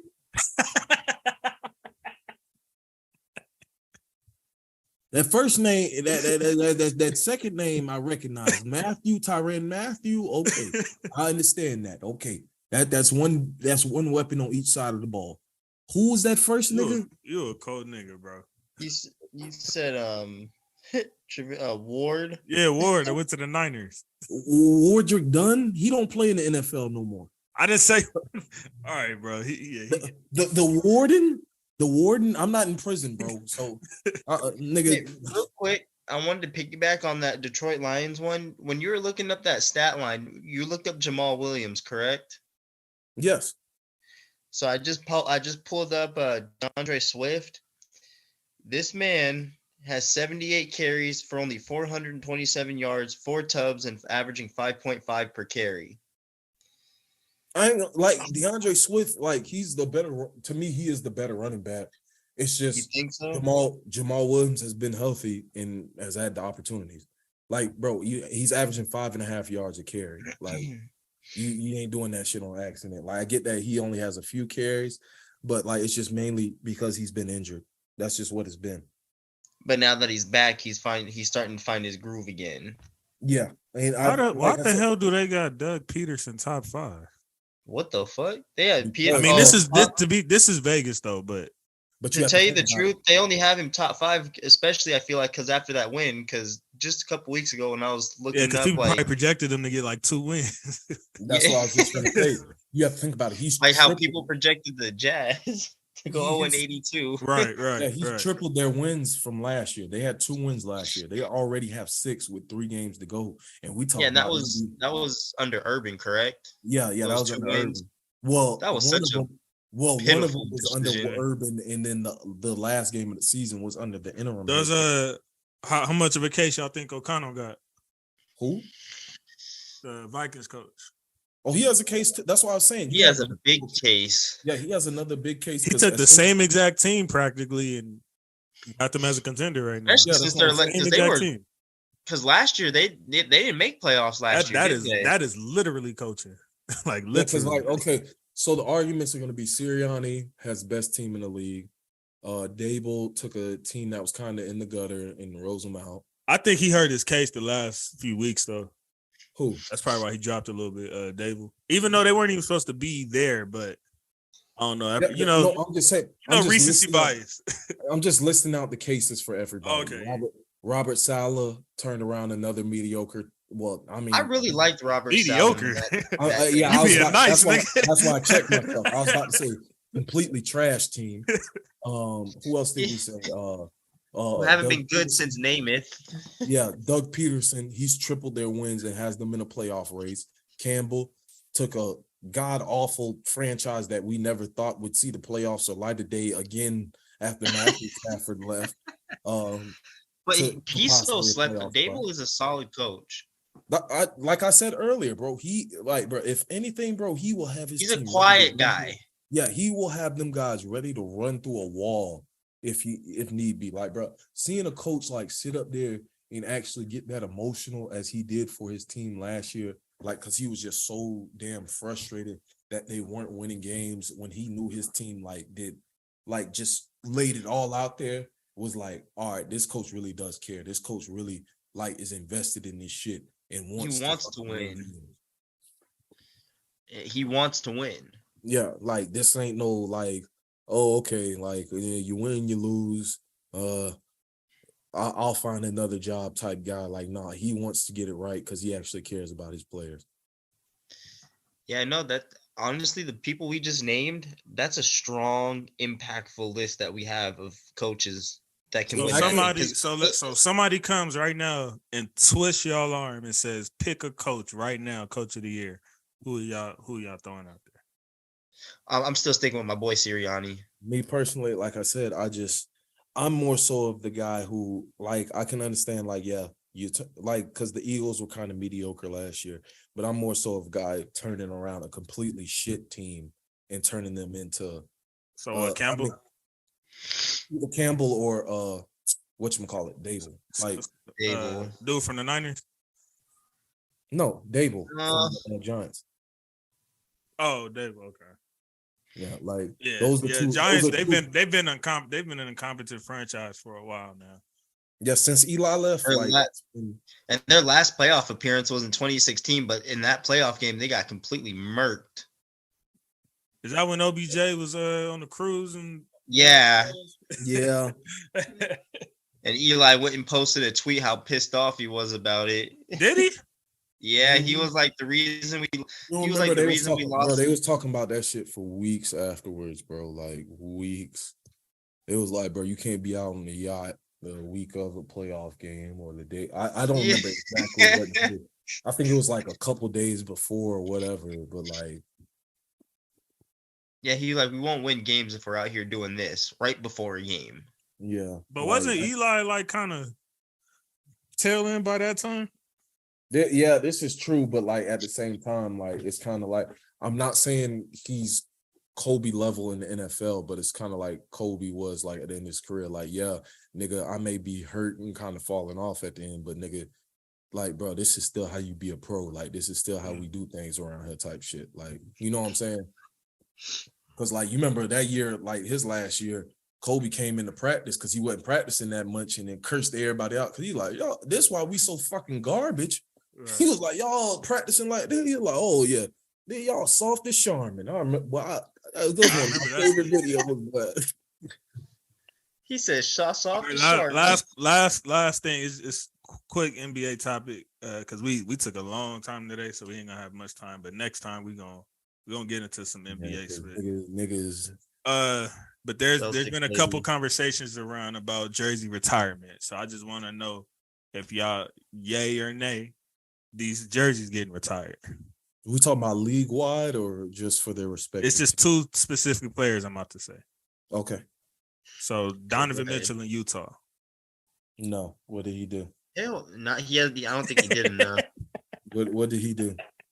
Yeah, what's he done in the playoffs first and foremost? Like he had that one great performance in the bubble, and then no, before. No, excuse whoa. me. Yeah. Hold on. His first playoff was amazing. Then he had Okay, there we go. He had another. Then he simmered down in the bubble just a little bit because his first playoff appearance was just out of this world. Then the next year he got shittier and most definitely.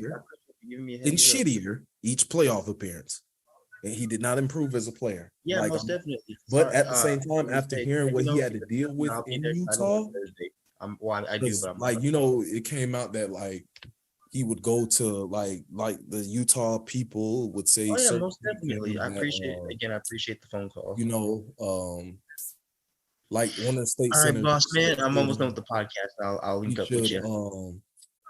He All should right, go and learn get- about his Black get it? history. The If link? you understand what I'm saying, Okay, like cool. it was a white man telling him he needs to go learn about his Black history. Like, All right, man. I'll see you this week. how you gonna tell Donovan Mitchell that he need to go brush up on his Black history and you're a white male? Like, Yeah, I just seen he made a comment or something like that saying like it feels good to be around people that look like My me or fault, guys. something This is my like that. mom. I mean, I ain't gonna lie, bro. I've been into the Utah airport in Salt Lake City, bro. I ain't seen not And one. it, He said I ain't seen that one. Not one nigger, bro. No cap. Bro, like, bro, that is. well, that explains all the incidents they've had with fans and stuff out there. And And it- plus, he probably got tired of being attached to that and having to defend that every year, like every time they do something. And obviously he can't go off on the fans because that's who paying his bills. So he's probably like, man, I need to get up out of here. And that's not bro, man, when I say no, he don't deserve to have his number retired in Utah. It's not to be disrespectful or I'm nothing. not throwing disrespect for shit. Like Donovan Mitchell is an all-star, and like even you could make somewhat but you could argue that he might be, Isaiah, don't rip my head off. Argue that he might be the most talented Utah Jazz ever. That's fine, but he was only there for what, 4 or 5 years? And barely 5 years. Yeah. And they didn't, I mean, I'm about sorry, 5. He made the playoffs every year though. Okay, and what the fuck did they do in the playoffs? Get eliminated. It's hard to win a championship, man. I'm not saying I'm not saying it's not hard, but damn, it's hard to win a championship. It's either A, because you done something that the franchise has never done. There was a couple times where his team choked though, and he showed up.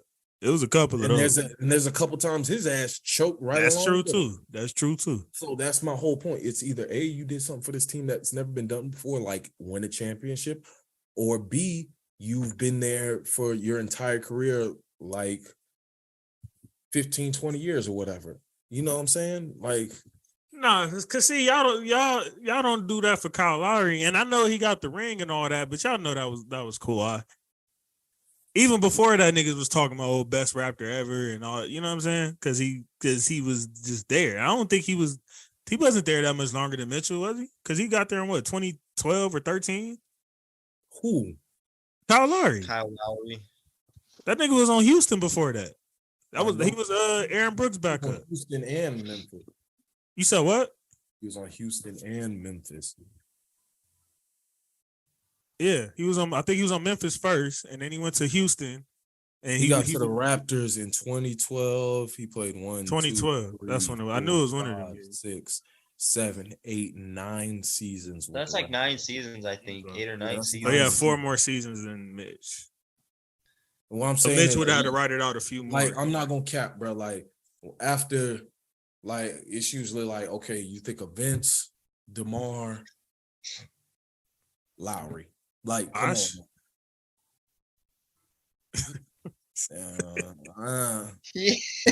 said, like, for me, I think of Bosh more with the Heat than with the Raptors, because like, don't get me wrong, like Bosh, nigga, Raptors Bosh was different. I'm not saying Raptors Bosh wasn't better like than Heat Bosh, but that's also because he went from first option to third option. Like, obviously, and he still was giving you what, 18 and 8 or 18 and 9, even with that.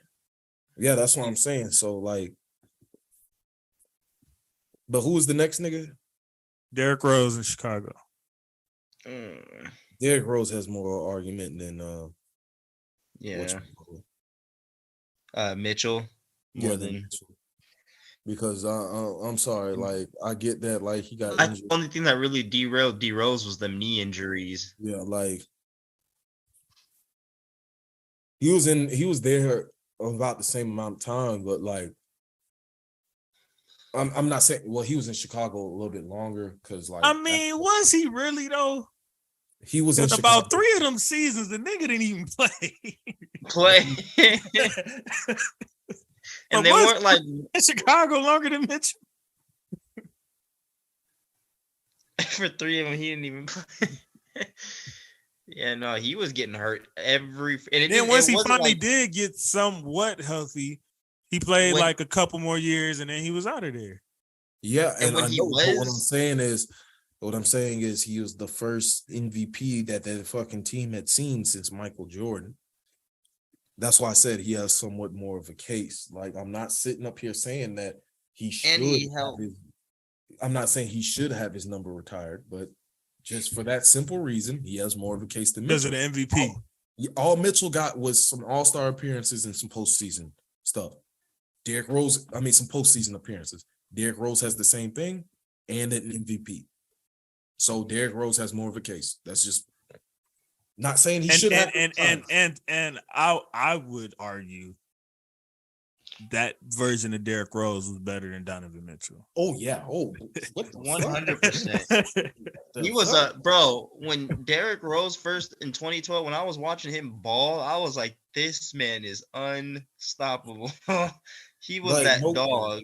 Like And no the year cap, that he bro. was I've always said, bro. I think like when people asked about what Rose could have been, like I'm not one of them dummies who went as far as like, oh, he would have been better than Steph, but I think he would have been like that prime Russell Westbrook y'all think about, but smarter. I think agree with that. that's would have I been can Rose's agree with that. trajectory. And it's just like the good thing that did come out of his injuries is the motherfucker learned how to shoot like better. Like we saw like early in his career, Derrick Rose was not known as no shooter at all. Not to say he couldn't shoot. I mean, you couldn't leave him open, but yeah, I get what you're saying. Yeah, like he wasn't Rondo. He wasn't like Rondo, exactly. Yeah, he damn sure wasn't. He damn sure wasn't Steph Curry. He was on the lower end of shooting point guards. So like, but I think that would have came with time anyway, though. You know, they say that's the one thing that you never lose is your shot. I mean, we say that, and it gets better with time. Look at Westbrook. Look at Ben Simmons. Look at Giannis. Westbrook is a good example. Giannis shoots a lot better than he used to. A lot. Oh better. yeah, he shoot. Especially not early in his career when he was skinny. I'm saying his shot like progressed, like got better over time. Well, yeah, but he still can't damn shoot. Right now, bro, he's shooting 27% on jumpers, bro. Man, I don't care what you hollering about. I guarantee you, them niggas is not letting Giannis leaving. I mean, they're gonna give him a little bit of space because you have to respect how fast and explosive he is into the rim. But they're not backing off 4-5 feet like they used to. They're not. If you watch the games now, that doesn't mean he can shoot. It's respect. You gotta respect it a little more. It's gotten better. Is what I'm going saying. to take it. Like with a nigga like Giannis, bro, he don't have to be Steph with the shot. I never said it's respectable. That makes him way more dangerous. You see what I be saying, Andre? Nigga just like to argue with me, bro. When did I say he did? All I said was the nigga can't shoot, bro. It's a fact. He shoot 27% on jumpers. No, he's can't because you must have a different definition of can't shoot, bro. Like 20. Bro. I'm not going, bro. Come on, bro. Don't talk to me about no numbers. You know I don't care about that shit, bro. Bro. I don't care about that, bro. If you going, bro, even the eye test, bro. You looking at the eye test saying that he missing most of his jump shots, bro. He's not a shooter, bro. I didn't say he was a shooter. There's a difference. He can't shoot, JC. I don't care what you're hollering about, bro. I love Giannis. All right, tell him leave that nigga open. Tell him leave that nigga open since he can't shoot. Bro, I'm not gonna cap, bro. I can guarantee you that any coach in the league is like, yeah, don't just leave him wide the fuck open. But at the same time, that's what I'm saying. But they used to do that. That's what I'm saying. Hold on, time out. Let me finish. But if this motherfucker takes 15 jump shots and they win the game, oh yeah, of course. You take that all day. That's why I said you gotta respect it a little bit. Bro, but they're not leaving him like they used to. I may be over exaggerating. You're thinking like I'm saying he's like Ben Simmons. That is how it's coming off. I ain't even gonna. I'm not saying he's Ben Simmons because I've even sat up here like Ben Simmons or like early Rondo days. Like it, I don't think it's that bad. I don't think it's that bad right now. It's about the equivalent of early Rondo days this year. Last year it was better, but like I'm saying this year, bro, with jump shot, bro. What I'm saying is, bro, with shooting, all you have to go off of is how many shots you made versus how many you missed. I'm sorry, that's what it is. Not necessarily, nigga, because great shooters can have bad percentages at times, bro. It happens. And once again, what would you say right then and there? Right now, they are not shooting. He's been shooting like spit lately, but you still don't take away how great of a shooter that person is. So no matter of fact, now you nitpicking, nigga. Giannis has never been a shooter, ain't never been known as no shooter. So stop comparing him with other shooters and shit and them having an off night. This ain't no off night. This is a usual thing. I'm sorry. He can't shoot, bro.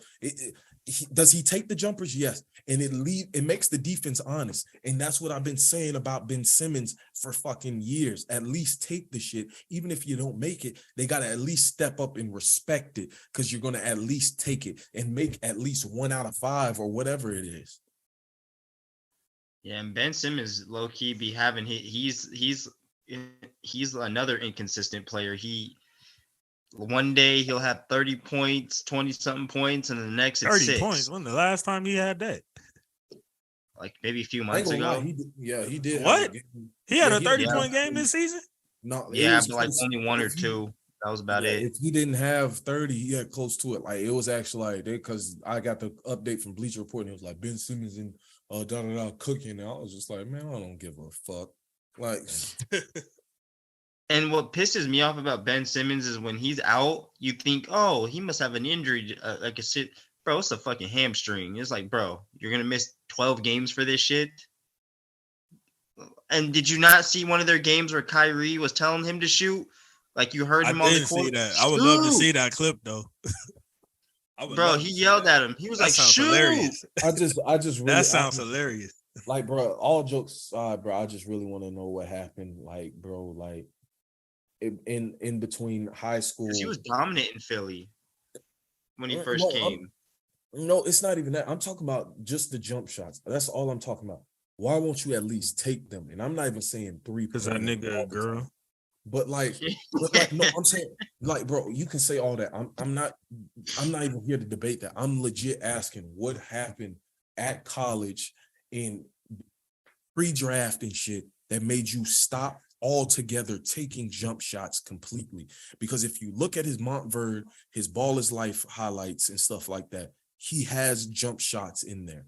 And granted, the high school 3-point line is much shorter than the NBA 3-point line, but damn, you won't even take mid-range jump shots. So that's all.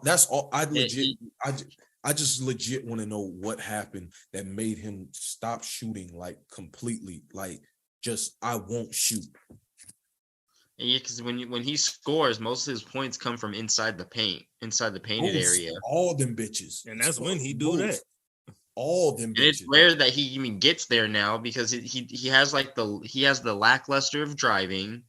It's like he doesn't even try anymore. And if you got Kyrie Irving on the court, literally yelling at you to shoot, it should tell you something. Look, for example, Markelle Fultz. Remember when he first came into the league, he was an amazing shooter, and then all of a sudden fell off out of nowhere, and now he's just now getting back. Yeah. He had to change his whole form. Yeah. I remember there was a I was YouTube telling thing that people- came on.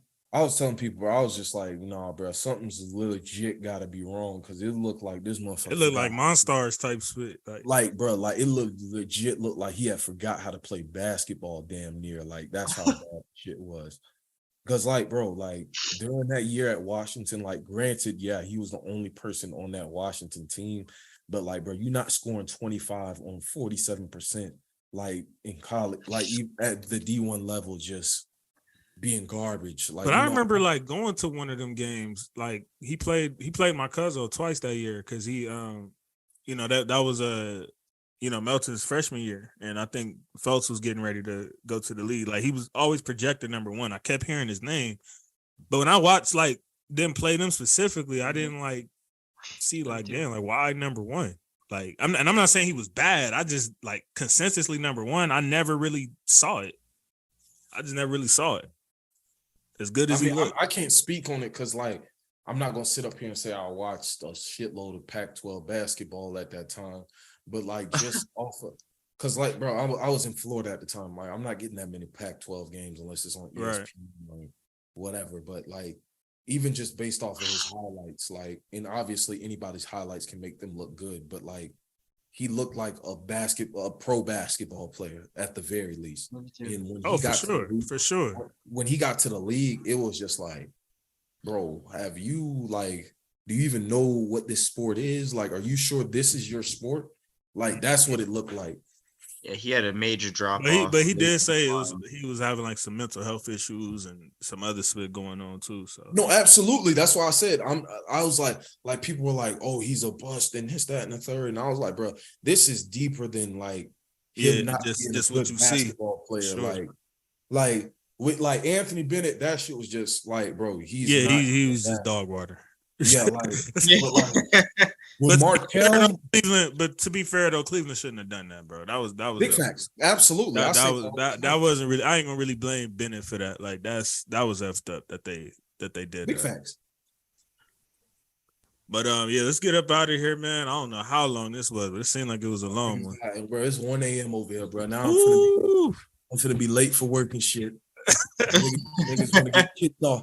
Niggas Hey, gonna it wasn't my fault this week, bro. That's all I'm saying. Y'all niggas No, can't come at me with I'm this. not trying to hear that, bro. Because even with me being late and shit and postponing the time because of the birthday party, you get kicked off, have to restart your Bro, what was computer. that? Like a 5 minutes, nigga? At the moment 5 I was minutes. gone?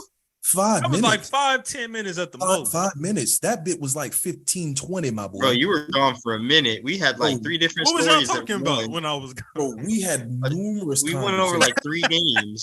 we went through we like went over- 4 years of football. Bro. Damn. Bro. I wish I would have recorded it. Yeah, what you talking Oh, about? we went through a whole topic before you came back. And they talking Yeah. about man, fuck he talking about five. Well, thank y'all for pulling up. Appreciate you, my brothers. Thank all the fans for tuning in the way y'all have been. Make sure y'all like, comment, share, subscribe. Let's take this to the furthest extent. Episode 36 is in the books. We just recapped week 15. We almost to the end before we get into our playoff previews and all-star game previews. And we got so much coming up, man. We even gonna get into some of these MLB trades and signings and stuff that's been going on. We got a lot coming up, man. So make sure y'all keep tuning in the way y'all have been, and let's keep rocking. Anything my bros want to say before we get up out of here? Any last thoughts on week 15? Anything? Honestly, just the one for week 15 coming up. And this is going strictly to the Dallas game. We're going to find out what Dallas team is going to show up after this tough overtime loss. I got my prediction. Dallas over Philly, shockingly over Philly, 27-21. You know what's crazy, though? I think it's crazy how when the Eagles played the Cowboys the first time, they didn't have their starting quarterback. And now when the Cowboys play the Eagles this time, the Eagles probably won't have their starting quarterback. So it's like we really won't know this true matchup. Until the playoffs, probably. Yeah, if they see each other. Yeah. And the last thing I wanted to add in is we'll get into it sometime another day, but Dodgers just lost another star hitter in JT. Bellinger and Justin Turner. That's 2 tough offensive losses. Ain't nobody worried about Bellinger. Since about 2019. So JT, I ain't gonna lie, like JT, but no, Belly, even though he wasn't hitting as well, Belly's a loss because he was still like get base hits.